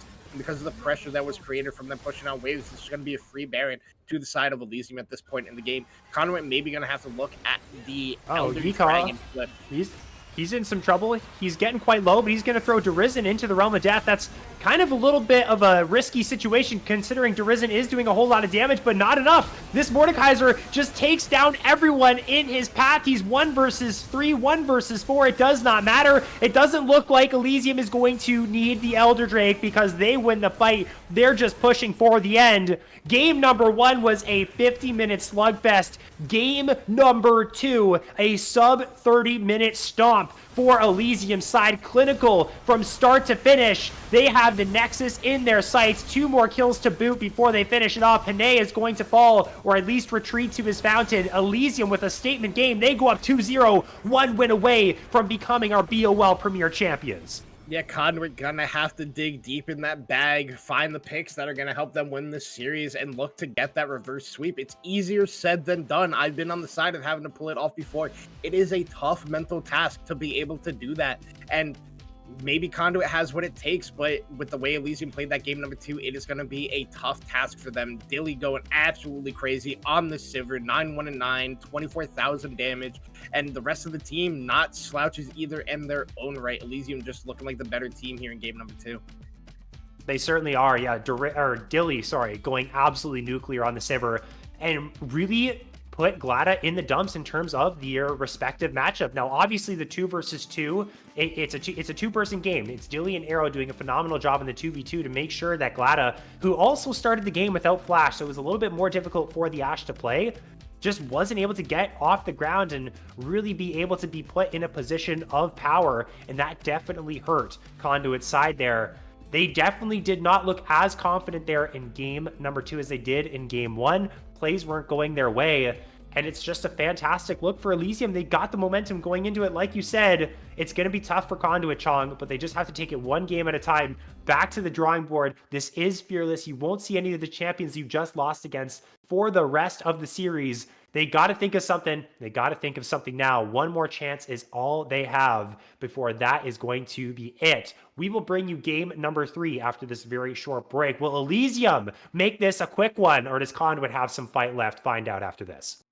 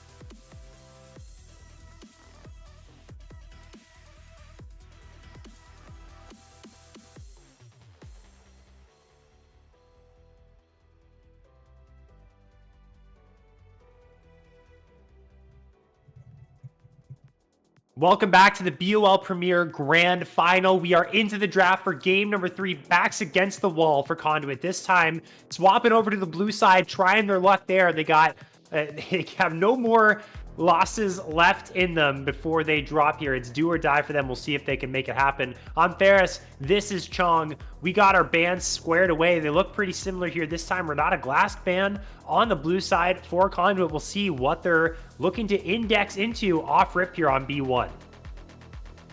Yeah, I'm really interested to see what the swap of sides leads to for Conduit with a first pick here now. I'm not sure where they want to go with this draft. Maybe the likes of the Amumu for Pine, but they're just going to go with the Misfortune for Glada. Look for that laning prowess that they haven't had throughout this entire series. Dilly and Arrow have been the better 2v2 in the spot lane, so maybe this Misfortune going to be the key factor here for Conduit and make sure Glada doesn't get too far behind in that early game. Looks to provide a lot of pressure for the team, but they chose not to ban the Tristana this game, so Dilly going to pick that one up for himself here, and it looks like Guster also just going to take away that Umumu from Pine and have that great engage option that comes when you do pick up that champion. The double bandage toss, Curse of the Sad Mummy, always a key factor for those team fights. So now what is there going to be the response here for Conduit?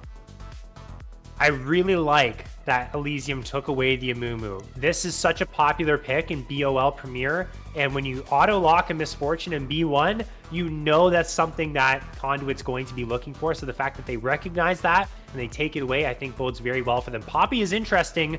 I would like to actually see Conduit, unless they want to save support counter pick, just grab something really strong like a Leona or a Nautilus here to pair up with, or a Rel. That also works with your Misfortune. Who cares about the support counter pick? You just want to get that synergy going before the second round of bans hits. So I like what they did there from Conduit's side, which is interesting. Is this Poppy going to go into the jungle? Is it going to go into the top lane?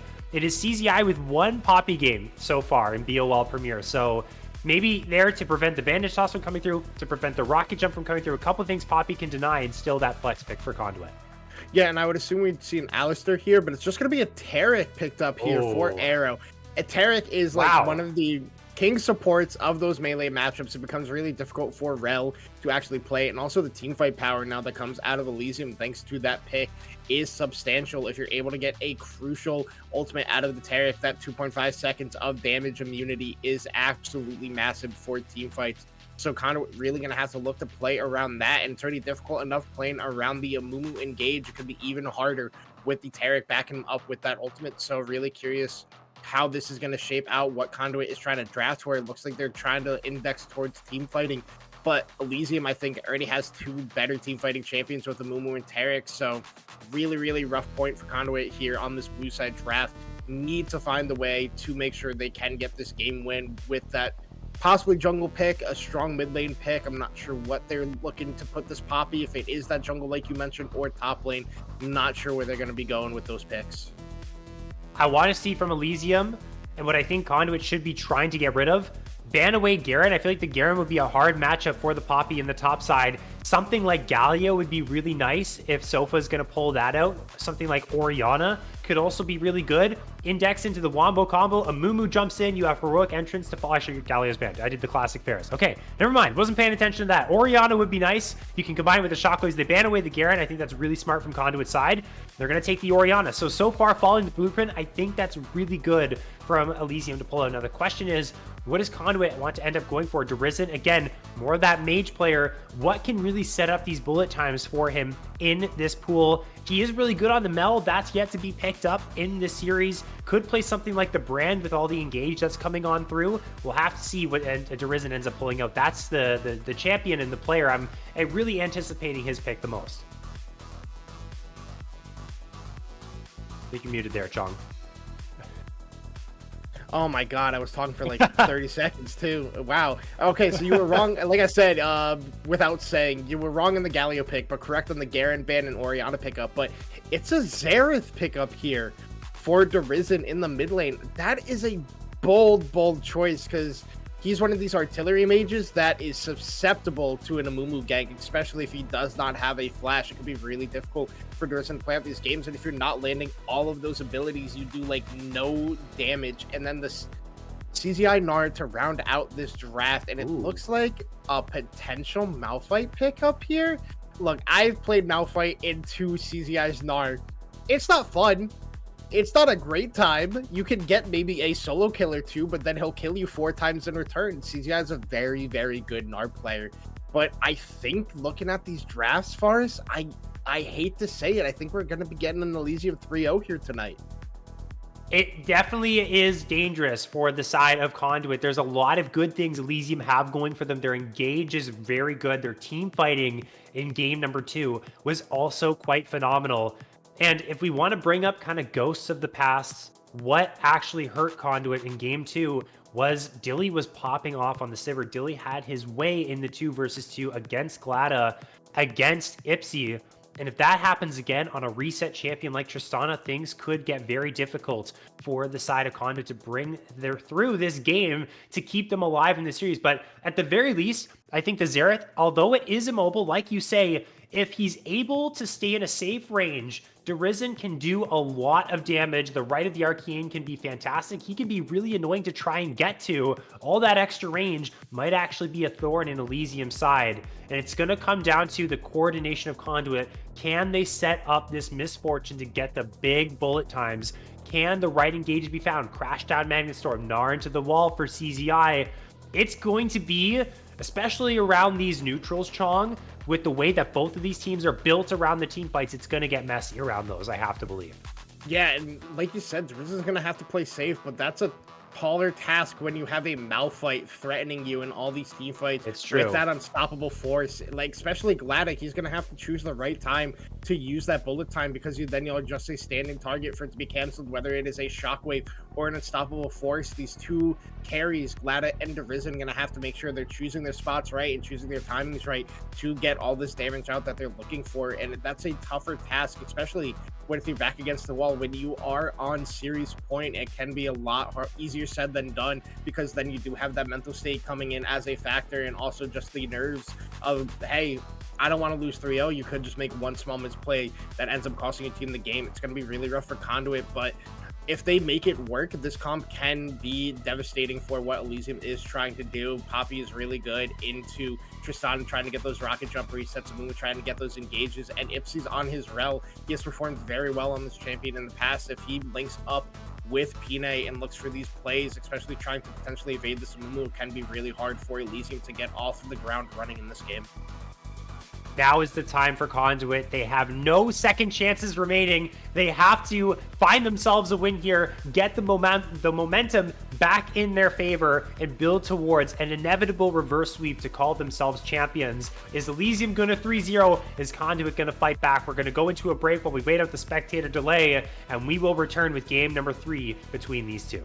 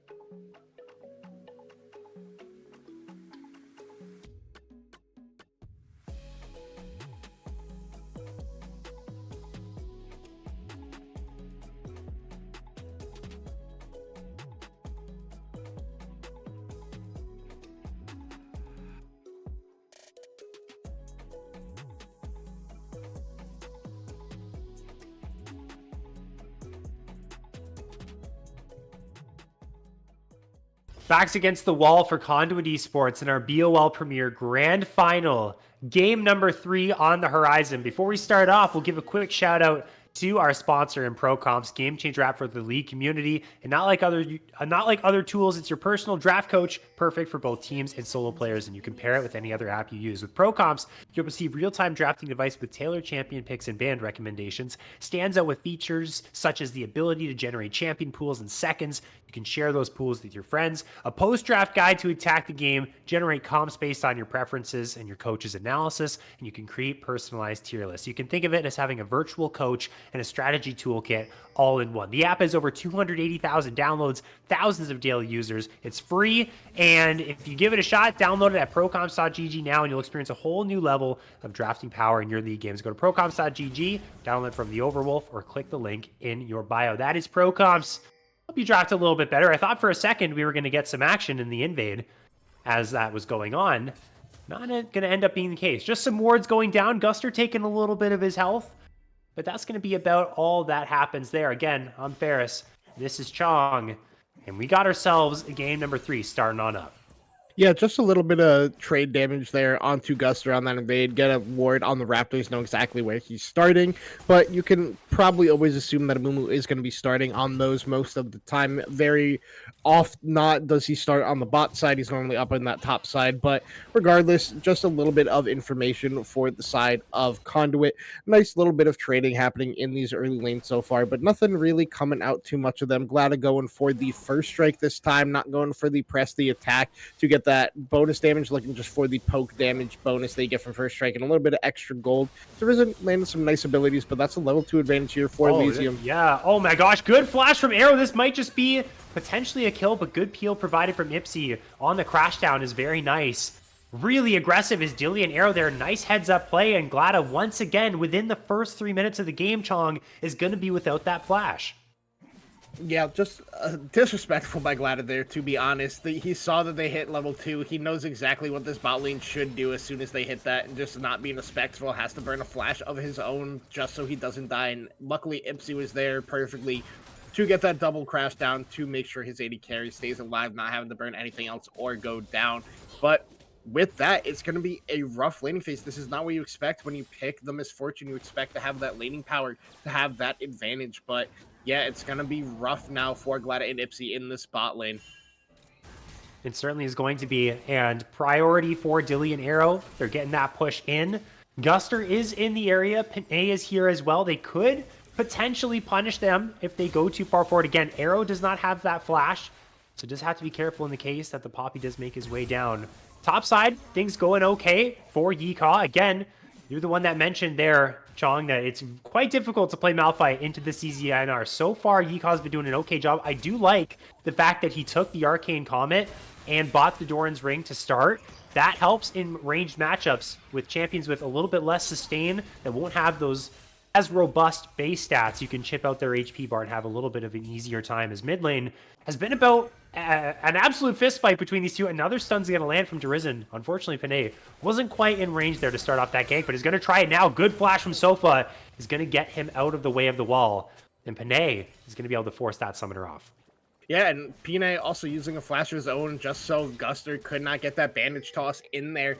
Gets immediately that steadfast presence up to deny that. But like you said, in the top lane, Yeehaw having a nice advantage. But this is what CZI is used to. He concedes some early pressure on this Gnar and then just looks to scale up later in the game. And Derizen doing a really good job at this Aerith so far. Again, down all the damage every time he needs to. Sofa having a rough laning phase, but has the CS advantage right now. But I'm assuming Derizen going to be able to even that one out. And despite Glada using that flash in the early game, he's still up CS in this bot lane. The side of Conduit is doing a good job in this early game, not something that happened in game number 2. They had a really rough early game. Game number 1 was a lot better, but Conduit doing a good job so far, making sure they're not overextending, making sure they're not making those crucial mistakes that are going to cost them this game in the first couple of minutes right now as they just farm up in these lanes, not letting anything go awry at this point. We'll see what the priorities are for these teams when we have the first set of neutral objectives come up. The Drake is alive. Guster has just channeled a recall, is heading back towards that Ocean Drake. First back already done for Panay, so out on the map, clearing away the second rotation of camps, trading in the top side. Yeehaw getting quite aggressive. This is a little bit dangerous, though, when you play against the Gnar. He can run you down again. But it looks like Geekaw's gonna be able to get right on back. And maybe potential Drake setup. A lot of good priority here in the bot side for Elysium. They can walk this one up, look to stack those early on. Similar type of game plan to game number 2. Guster gonna get right on that. Yeah, and also up in the top lane, we saw CZI playing out that trade really smart. He waits to get that third hyper proc onto Yikaw until he has that grasp to get even more damage coming off. And Derizen with the max range E, but misses the Q on the stun target. Definitely, probably not what he wanted to go for there. But like you said, Guster getting the first set of the first dragon, while it's probably going to be Conduit picking up these first set of grubs here, thanks to the bot lane prior that Elysium had. Taking a later recall was Glada and Ipsy, so they're just going to rotate up for these grubs. Look to go there, but CZI going in the top CZI is lane. jumping in. Unstoppable Force is available for Yikaw to get out of this situation if he needs to. CZI putting in the auto attacks, but not quite enough damage to the boomerang. Is not going to proc the hyper. Yikaw has to be careful, has a potion there to bring his HP up a little bit more. But some alone time. That's a demolished proc on this tower as well. CZI getting some damage. Here comes the right of the arcane. Yikaw saying, dude, what the hell? The Xerath is ganking me from 10 trillion units away. He's 1 HP. He uses the ultimate to knock up CZI, but he hasn't taken the tower just yet. First blood is going to go to Conduit. There is Derizen once again making his impact across the map, doing so well to make these proactive plays happen. Yeah, and I mean, Derizen doing his best Sofa impression from game number 1. Sofa was the American sniper on that Lux, and now Derizen doing it on the Xerath. And I believe he hit 3 of the right of the arcane shots onto Yikaw there, only missing the first one. And that just made it easy for CZI to use that hop and get the kill. Yikaw maybe using the Ensemble Force a little bit too early. Probably could have waited until CZI got an auto attack under turret range to try to get the trade 1-for-1. But he does end up getting the kill in the end of CZI. Yikaw not burning flash, only the ultimate. TP's back to catch the wave. So early start here for Conduit picking up that first blood for themselves, and it is on the CZI and the Snar who can take over a game. So I like how Conduit is playing out this early game. Hopefully they choose to contest dragons in this game, though. Yeah, it would be ideal for them to do that, considering they have such a nice composition for neutral objective setup. Gnar does a fantastic job with all those juicy walls to stun a whole bunch of targets up. Rel with crash down magnet storms can be big. We'll put our faith in Conduit. They definitely will. I mean, first couple Drakes, doesn't even matter. Even if they give the next one over, if they do end up getting 6 grubs because of it, that's also fine. But we do expect later on that to end up happening as, yeah, you know, CZI is going to have an easier time in this 1-versus-1. I feel like later on, Yikaw's going to become a problem as he just broke his ankles completely. He still might end up dying, though. Panay doesn't quite find the stun on the heroic charge. He uses the Keeper's Verdict, but they don't have the damage to knock down this Malphite. Unfortunately, CZI just didn't have the vision and ends up missing the Gnar. Guster Posey's here, though. He's got himself a curse of the sad mummy, and that means into the death chamber, into the gray screen, goes Pinay 1-1 in kill score. Man, Yikaw just made them look like fools. CZI literally missed everything onto him, and then just whiffs on a Gnar completely. Really well played by Yikaw, and then Guster Posey being there, gets the bandit sauce onto Pinay, able to pick up that kill for himself. Did use the ultimate, so no follow-up play on the CZI in the top lane, but Elysium striking back early, even up in gold. But right now, it's looking pretty good for both teams so far in this early game. Basically, CS across all the board is even. Only Sofa has a CS advantage right now. And that's because Derizen did make that roam up to the top half of the map to help with the grubs and help get that first blood kill onto Yikaw. That's the thing about these two compositions that we have drafted is you can get a couple kills in your pocket. That's nice. It's going to give you a slight edge in terms of how much damage and stats you have, but it's really going to be the team fights where things end up getting crazy as Arrow unfortunately mistimes the flash and they don't get the dazzle onto Glada, who did have to use his own flash, plus the bullet time to try and clear the wave, understanding he could be in some danger. Guster Posey going in onto Ipsy, but he doesn't have his ultimate anymore. Shockwave's going to go down, but there's no damage available from Elysium's side. This is not the play that they wanted. And here comes a crash down Megastorm right at the O'Kane over the top as well. Sofa's in some trouble, trying to get away, trying to do the damage. The tower is going to actually take down Payday. It's a disaster flash forward from Derizen. Ends up picking up the kill, tanks 2 tower shots as well, but it ends up being a 2-for-1 Conduit in favor. I think Pinay canceled his Q when he flashed, which would have picked up the kill on the Sofa, but ends up going down, and Derizen luckily had a flash of his own, able to get that kill on the Sofa after everything was burned to get down the jungle mid combo of Elysium. And I mean, that's good for Conduit. Derizen, full kill participation so far at this point in the game. That is the feats of strength for Conduit, picking up the first 3 kills of the game. Sorry, feats of strength. I keep doing that. Feats of warfare picked up for them. But now my eyes are on this bot lane. They already burned Gladys Flash for a second time once it's off cooldown, but they didn't punish it well that first time that they did so. So I'm hoping they're able to do it this time, able to make that play happen. But Glada doing a good job so far. He picked up the Swifty boots for himself. That is what you like to do on this Misfortune. Keep yourself even safer. You don't really need the attack speed as you kind of are just looking for the bullet time damage and the double up damage. You're just looking to have that nice peel for yourself, and that is provided with the Swifty boots with that strut passive. So Conduit gonna pick up the second set of grubs for him themselves. Hopefully they make it work this game, unlike in game number 2. But now this is gonna be a second dragon over to Elysium, and I'm hoping Conduit goes, hey, we gotta contest this third one. We can't just let them get 3 dragons for free in this game. Yikon needs to be careful. He's in a 3 versus 1. I don't know what you're doing here, bro. You don't really have any bargaining power when it comes to stealing away that grub there. He's gonna have to use the unstoppable force to get out. Feels like that was a little bit of a waste. Probably won't end up mattering a whole lot towards the grand scheme of things. But with this whole trade of Drakes for grubs, I have to exercise my concern once again. This was the play Conduit went for last time, and they weren't able to make use of it. They weren't able to hit the towers as much as they really wanted to. Ipsy's in some trouble now. He tries to use the crashdown to escape, but he is locked down with all that CC, and he will fall. The kill goes to Dilly right where they want it.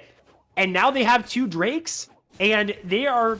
I mean, the thing I'm trying to say is these teams want to play for team fights, so those fights are going to come around the Drakes, and if Elysium is the one winning those fights, they are going to be the ones a whole lot closer to that Drake soul. Yeah, and it was a nice shockwave there out of Sofa to pull Ipsy out of the crashdown. He would have lived if it did go off, but a nice buffer by Sofa, not letting that one go through, and then the follow-up CC from the Chris Sad Mummy. And it, like you said, you could have wanted it to go on Sofa, but it's also really great on Dilly at this point in the game, trying to get that Tristana accelerated in this game. But in the meantime, top lane is becoming a little bit of a problem for Yikaz. CZI starting to do what Nar does in these matchups. Look at the damage that's coming out from CZI so far. Yikaz probably going to have to take a recall and look to TP back at this point. Certainly going to be a problem for the Malphite in that side lane matchup. And honestly, as much of a threat CZI is in team fights with the CC he can provide, if he keeps Malphite in this 1 versus 1 in the side lane, this is not where Malphite wants to be. He's going to be losing farm. He's not going to be having a good time. He's not going to be able to help his team in the fights either. So CZI could really actually index into more of a split push build. It looks like he's going for that Trinity Force. Might end up going for a Wit's End as well to keep him safe from all the magic damage at the disposal of Elysium's top side. CZI could do some real work in the side lane. It'll be interesting to see, like you said, Chong, as this goes on, how will this develop? Will CZI look to split push more, or will he just look to play the fights? And if that's the case, I feel like Yikaz will breathe a sigh of relief saying, okay, I'll finally be able to get out of this lane. But he might be in some trouble as well. Pinay lurking in the shadows. Yeah, but the bot lane turret is an even more threat. Dilly and Arrow have just been putting down damage. They picked up 3 plates from themselves, close to getting that 4th one. And with Ipsy's constant roaming, it makes it really hard for Glada to do anything in response. I mean, he could just use the bullet time to clear out the wave to keep the turret alive, but Conduit might just have to concede this turret and look to do something elsewhere. But like you said, I've seen CZI's Nar before. He's really good at both split pushing and being relevant in team fights at the same time. It makes it really hard for the enemy top laner to make a decision. Like, if I leave here, what does he gain? Oh no, Derizen's just dead. No, Derizen's in trouble. Derizen is locked down. There's nowhere for you to go. And Guster has been quite good on this Amumu, has constantly found these plays. And once, again, Bandage Toss connects. You said it, Chong. Xerath has nowhere to go. A lot of these champions have nowhere to go. Even a mobile champion like Ipsy, we saw in the previous plays, just he dies immediately. And these extra kills going into the hands of these Elysium members is just buffing them up more and more for these big fights that are coming up. I'm looking towards 2 minutes time. That next Drake on the table. Elysium going to be looking for that, we would hope. A lot of people I see in the chat as well saying, we want to see Conduit start contesting some of these objectives. That's going to be a big moment in this game, and these extra kills that they're getting is definitely going to help them be a whole lot stronger when those plays do end up going down. Yeah, I mean, the big thing that happened in that mid lane play is that Guster did use his flash, so we'll not have that for when this dragon does spawn in a minute 30. But CZI still going to work up in this top lane. Doesn't have a TP for himself, so if there is a contest, it could be a 5v4 in Elysium's favor, as Arrow doesn't have, as Yeecaw has his own TP, but now Gus is in the top lane. CZI knows it thanks to a nice control ward, so just going to back off and wait for this to come to his turret to pick it up. But Glada's got to take a recall sooner rather than later. He's on no mana. The dragon spawns in a minute, and he's not positioning well to take this recall as they're looking for a play in the meantime. Arrow needs to time the Cosmic Radiance nicely if they're going to look for a dive. It doesn't look like that's going to be the case. So Sofa's going to get pushed. Yeecaw, well, he ended up canceling his own recall. Yeah, he didn't actually have to stop because of the shield. Yeah, I was gonna say. It. Yeah, well, Sofa could be in some trouble. Does actually damage Derisen a little bit and walks on away. Again, Panay still waiting in the wings, maybe looking for a heroic charge. It's crunch time now, 30 seconds to go on this Drake. But right now, it's looking good so far for Conduit. It's full setup around there. The question is, can Elysium actually end up breaking in? And will these top laners actually get involved? It's TP advantage for Yeecaw. Yeah, but Yeecaw is potentially looking to do something to CZI in this lane. Not going to use the ultimate in case he does want that TP play to be available to him. But CZI probably going to try to build up this Narbar and stay in range of Yeecaw so he can't teleport away. So once he would channel it, CZI could just use the Gnar or use that W to get the CC out to cancel that teleport. But now Ipsy's in. Oh no, Ipsy. This would be a horrible thing to happen for the side of Conduit right here to start things off. But Guster Posey's taking the second bandage shots. He gets a curse this time, only onto 2, but there's not a lot of follow-up to start things off. It's not the best engage here for Elysium, and a big ultimate is now off the table for them. Ipsy actually absorbing a whole lot of pressure here. Now they're onto the Drake. I honestly don't like this look from Elysium's side. It's getting very dangerous. And then Nara is already here as well. Flashing forward as Sofa finds the shockwave. Now the Cosmic Radiance jumps in. Panay is fallen. That's a knock up onto 2. Dilly's getting the resets. He's jumping on forward. He's looking for CZI, and he has found him. He's not mega. He's not quite tanky. Derisen is compromised. Pentakill angle for Dilly. He's looking for Ipsy as well. This is everything Elysium needed. Give him another quadra kill for the Tristana. One more for the Penta. Derisen's on the run. The slows are in. They're looking to give it to him. He's the man. He's had a performance of a lifetime in this grand final. And a pentakill for Dilly secures soul point for Elysium.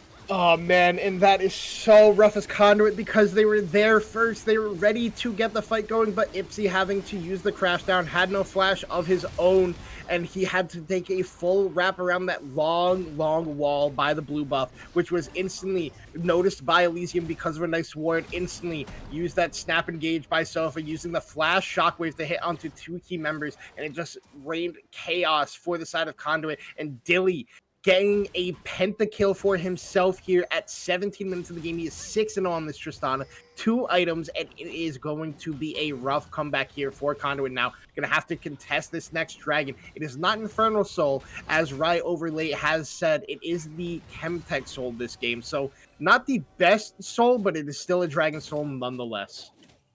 And, oh my goodness, a roller coaster of a team fight. I thought Conduit could do it there. The snap engage looked a little bit sus from Sofa, and the Cosmic Radiance didn't find a whole lot of value either, but they made it work. They made it happen. Dilly 6-0 now. Infinity Edge completed. And also, I mean, the lethality index here is, okay, Dilly just ends up killing Derisen. He's just absolutely violating everyone all over the map. This guy has had such a good series. I can't even give any type of color analysis. He's just murdering someone on the other side of the map, and it's going to be 5 versus 4 Elysium. I mean, if they didn't have confidence yet, they certainly have it now. They're feeling real good right now.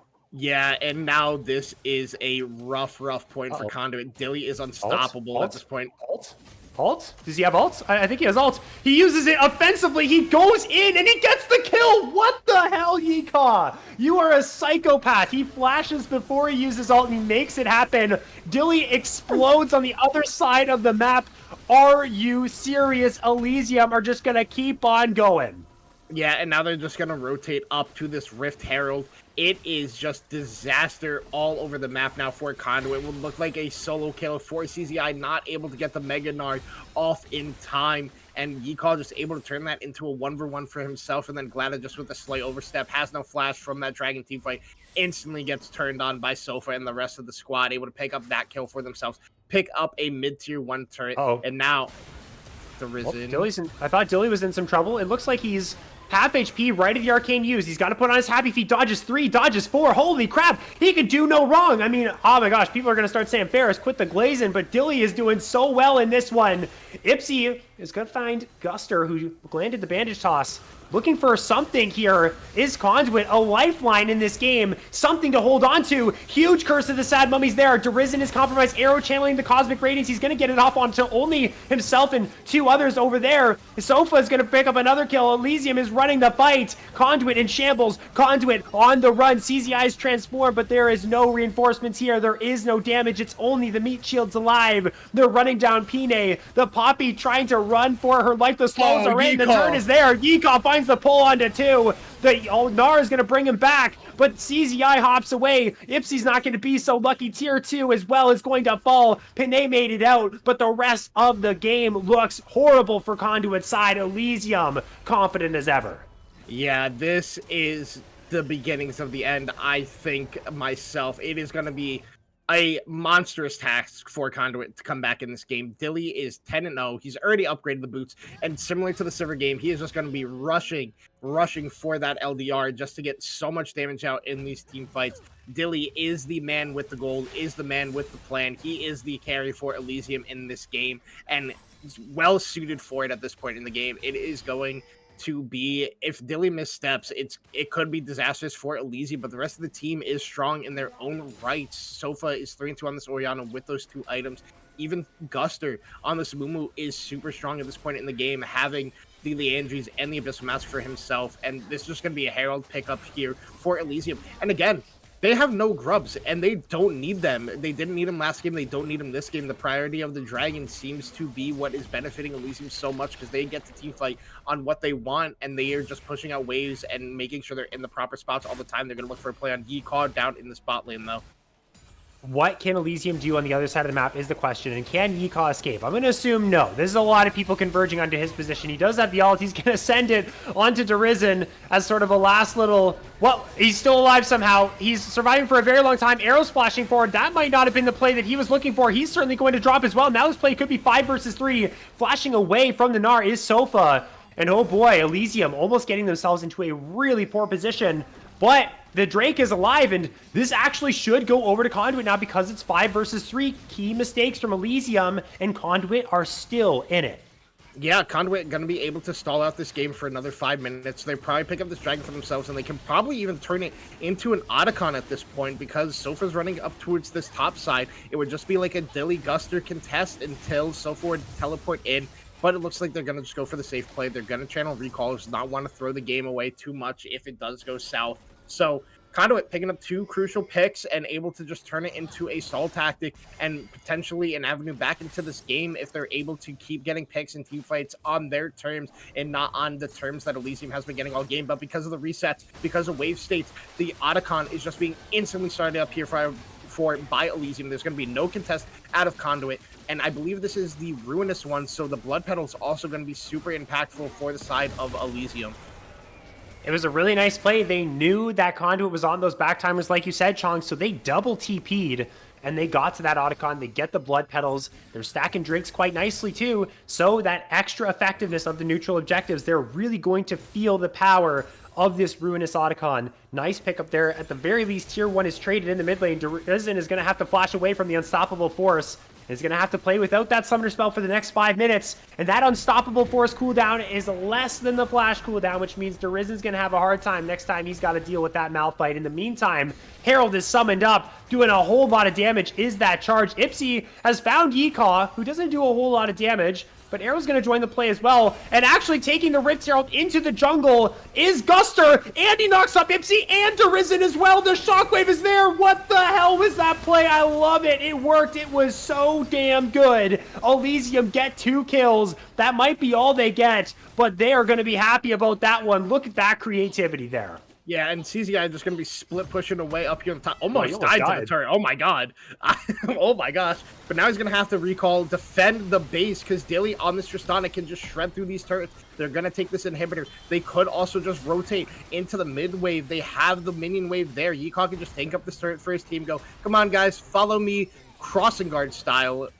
But nope, they're going to just choose to take the safe path. I lied. They wait for the minion wave. This should be the inhibitor turret in the mid lane picked up for themselves. But Pine and CZI are looking to defend. But Dilly, with that increased range, with that increased attack speed from the Q, is going to be able to take that one up as they're looking for something. Yeah, the Rite of the Arcane comes out. It chunks out Dilly, but not quite enough. He's still feeling pretty nice, and that's going to be about it for Conduit's retaliation. They lose their bot inhibitor, and that is the perfect structure for them to take ahead of this Baron. 25 minutes now on the map as Dilly has channeled his recall, and this is a perfect time if Conduit wants to look for the fight. While Elysium does not have their strongest member on the map, he's slowly making his way back to the fight, and it looks like Conduit's window has closed. And the rest of the resets will be delayed, but they should complete them. They should get their gold, buy their items, get back, look to make a play around this Baron, clear away the vision in that bottom quadrant of the jungle from Conduit's side. And then at that point, they can then move towards the Drake. They also don't have to play for the Baron if they don't want to, but I feel like if they really want to leverage their lead right now, that's something that they should look to try and index into.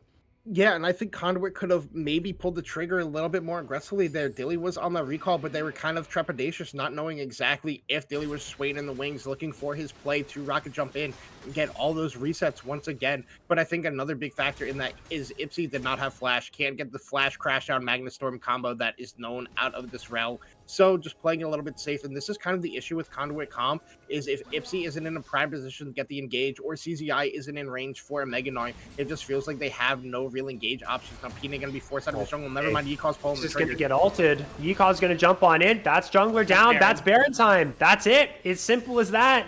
And that's how difficult it can be, ladies and gentlemen, when you do not have vision inside of your jungle and you don't know whether the enemy team is on Baron or not. You have to face check. And now they have to fight 5 versus 4. There is no unstoppable force. Rite of the Arcane comes through. It doesn't get a whole lot of value. Glada's just getting whooped by the Rock right now. He's Dwayne Johnson. Oh my gosh, Yikaw is having himself the time of his life in this game. He tanks up literally everyone on the side of Conduit. That's 3 kills that go their way. They're marching down the mid lane. They're looking for more. Derizen gets flashed on. Guster has found both with the Curse of the Sad Mummy. They went into this series. We went into this series thinking this would be a 5-game banger. We thought this would be close. Elysium said no, game 1, and that's it. And they knocked down the Nexus Towers, and they can call themselves the BOL Premier 2025 champions.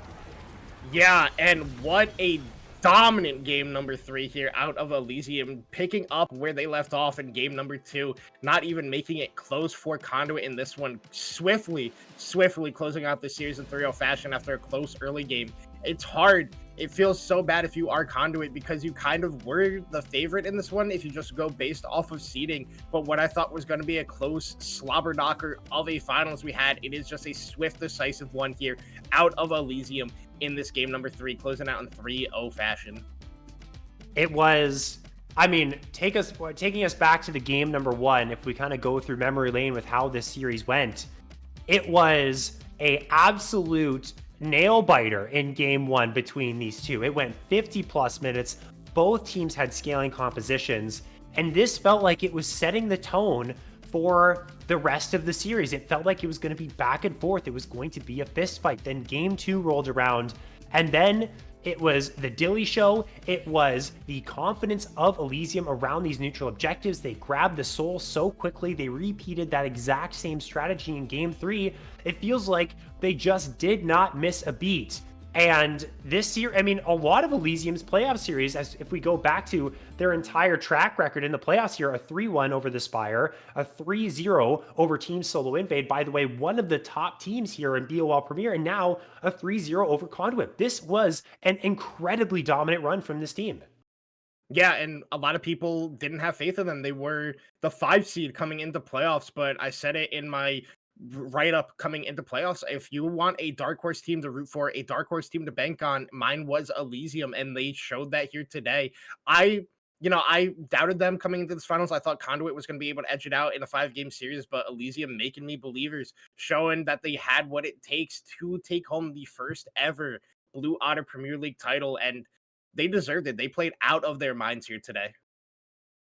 They certainly did. We do have an interview being prepped for us, so we'll give you guys all details on when that is happening, who we are pulling out here for the interview from Elysium side very shortly. It gives us a little bit more time to talk about the game.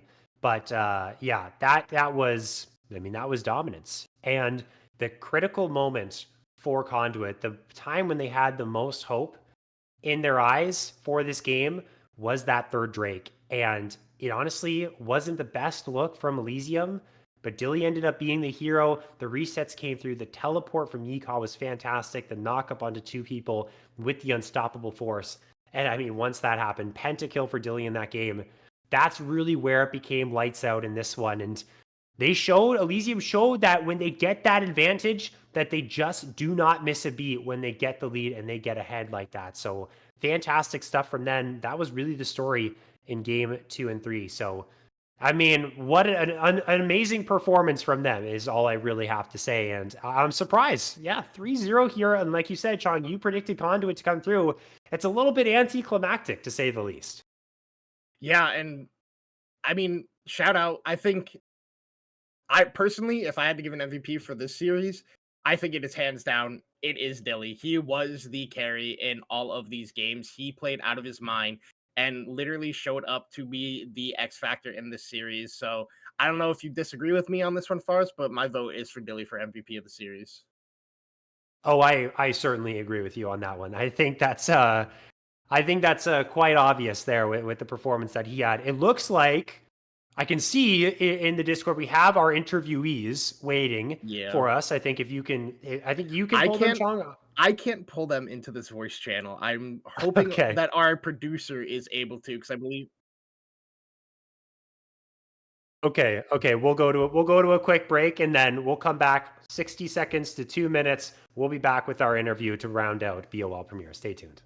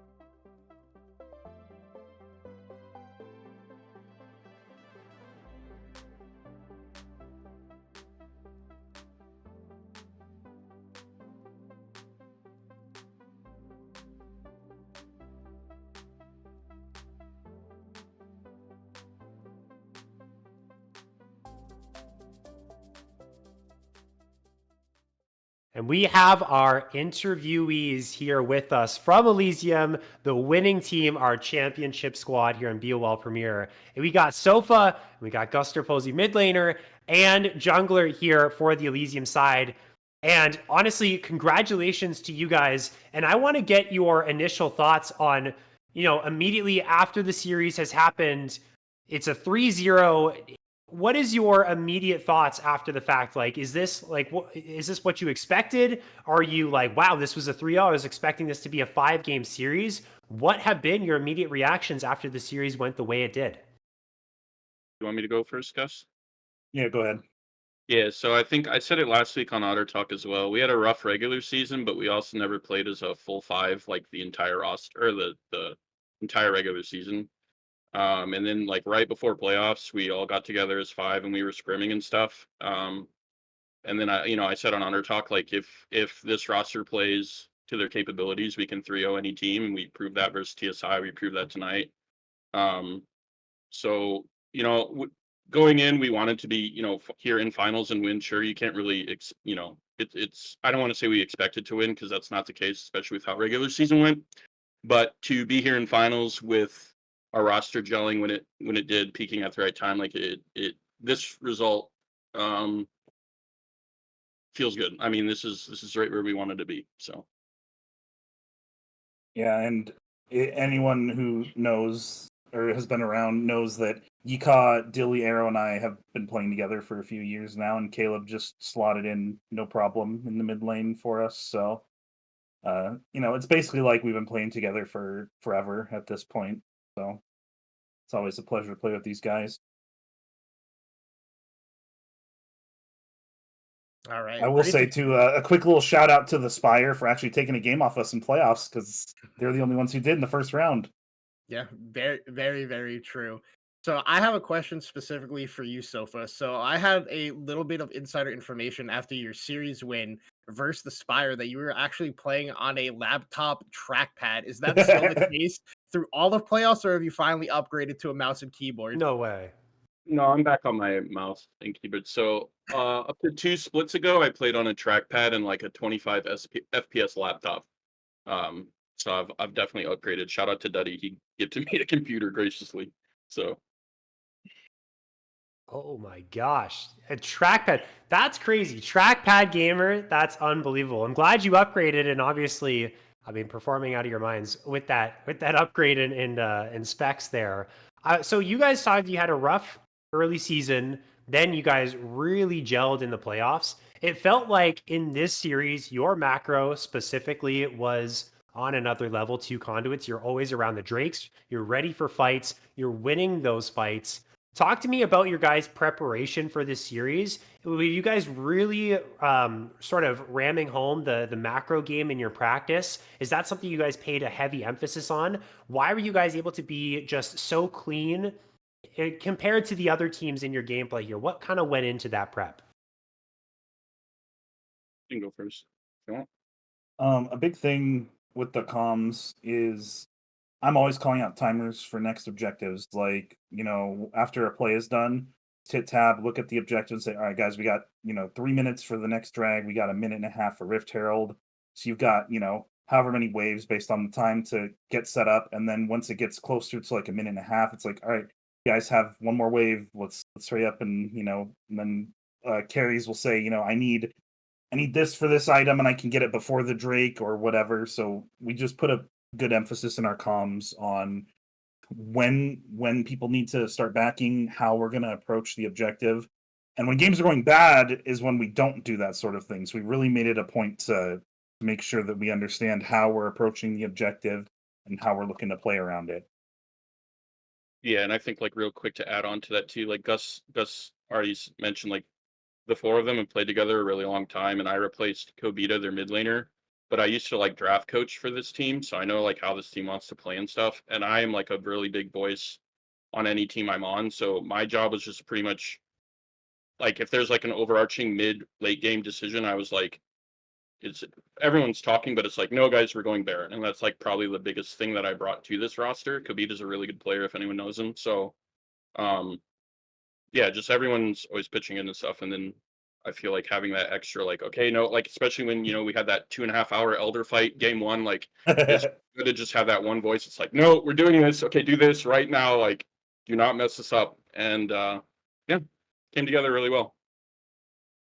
Yeah, and coming into this series tonight, Sofa, you were on Otter Talk with me earlier before this. You said it was gonna be a 3-1. So coming into this, what was your guys' like mentality on Conduit as a whole? Did you think that it was actually gonna be a really tough series, or did you guys think as a team that you guys were just better in all roles and that you had their game plan down on pat and you knew exactly how to dismantle it? Because in that second and third game, it guys seemed like you just had the Conduit playbook and you were just flipping through the pages going, all right, this is what they're going to do next, and this is how we beat that. Did you guys like take a lot of time to prep for the series, or did you guys just know that you could hand stiff them and be able to just get this win easily?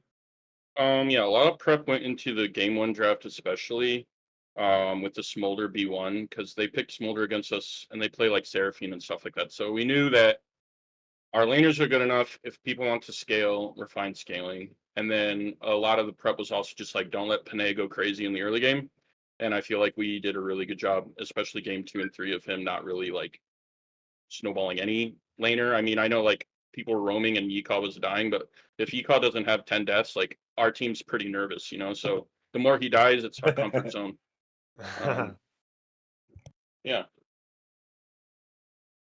Yeah, and I mean, we even had a different plan going in that we didn't even use today. Like, it just True. kind of, you know, you plan a couple different things because like we didn't know what side we were on until, you know, half an hour or whatever, an hour before game time. So, you know, you just kind of prep a few different things and you just kind of see where the world takes you, you know? Yeah, for sure. And I mean, it's nice to hear those insights about you guys prep before the series and how you guys were able to actually bring home the trophy tonight. So congratulations to you guys. Before we close out, do you guys have any shout outs you want to give to teammates, coaches, family, friends, anything before we end off here? All right, I have 2. I'll go quick. Like, shout out to Dilly on Otter Talk. I said he was terrible. He obviously carried us to a quick 3-0. That's our MVP. And then also shout out from Yika and I to Panay being the second top laner of that series. Alec had a lot of fun 2v1ing the entire night. So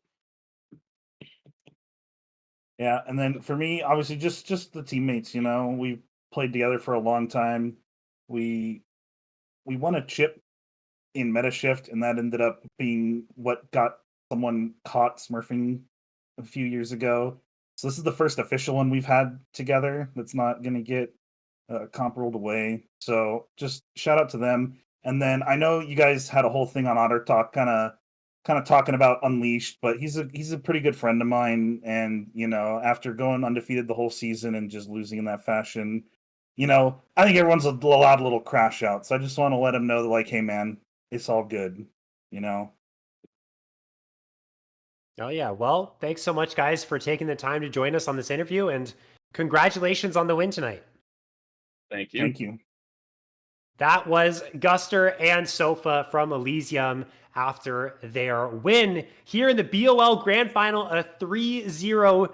Chong and I were expecting something a little bit more competitive, but they brought the game and, you know, they made it happen, and they are our champions. And that is going to be this is going to be the final broadcast here for BOL Premier this time around. It's been an absolute blast covering this. We got every single game that was played covered. So that was pretty cool stuff. We had 2 crews running every single weekend. It's been an absolute blast. Thank you so much to everyone who tuned in and watched.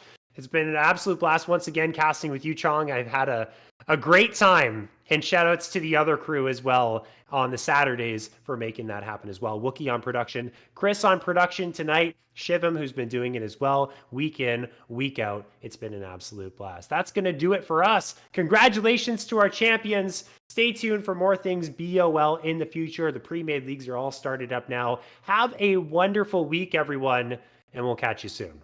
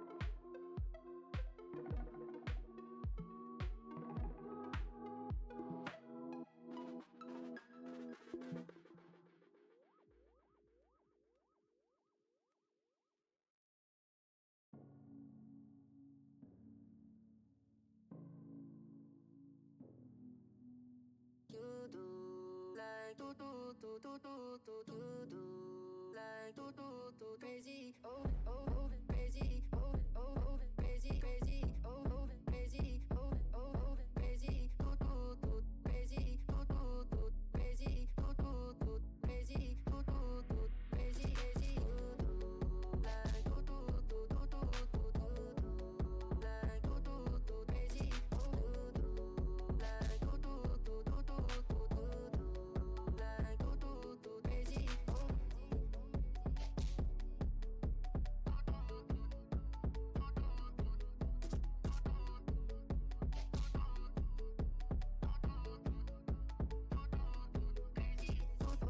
crazy oh oh crazy crazy oh crazy oh oh crazy do do do crazy do do do crazy do do do crazy do do do crazy crazy crazy do like do do do do do do do do like do do do crazy oh do do like do do do do do do do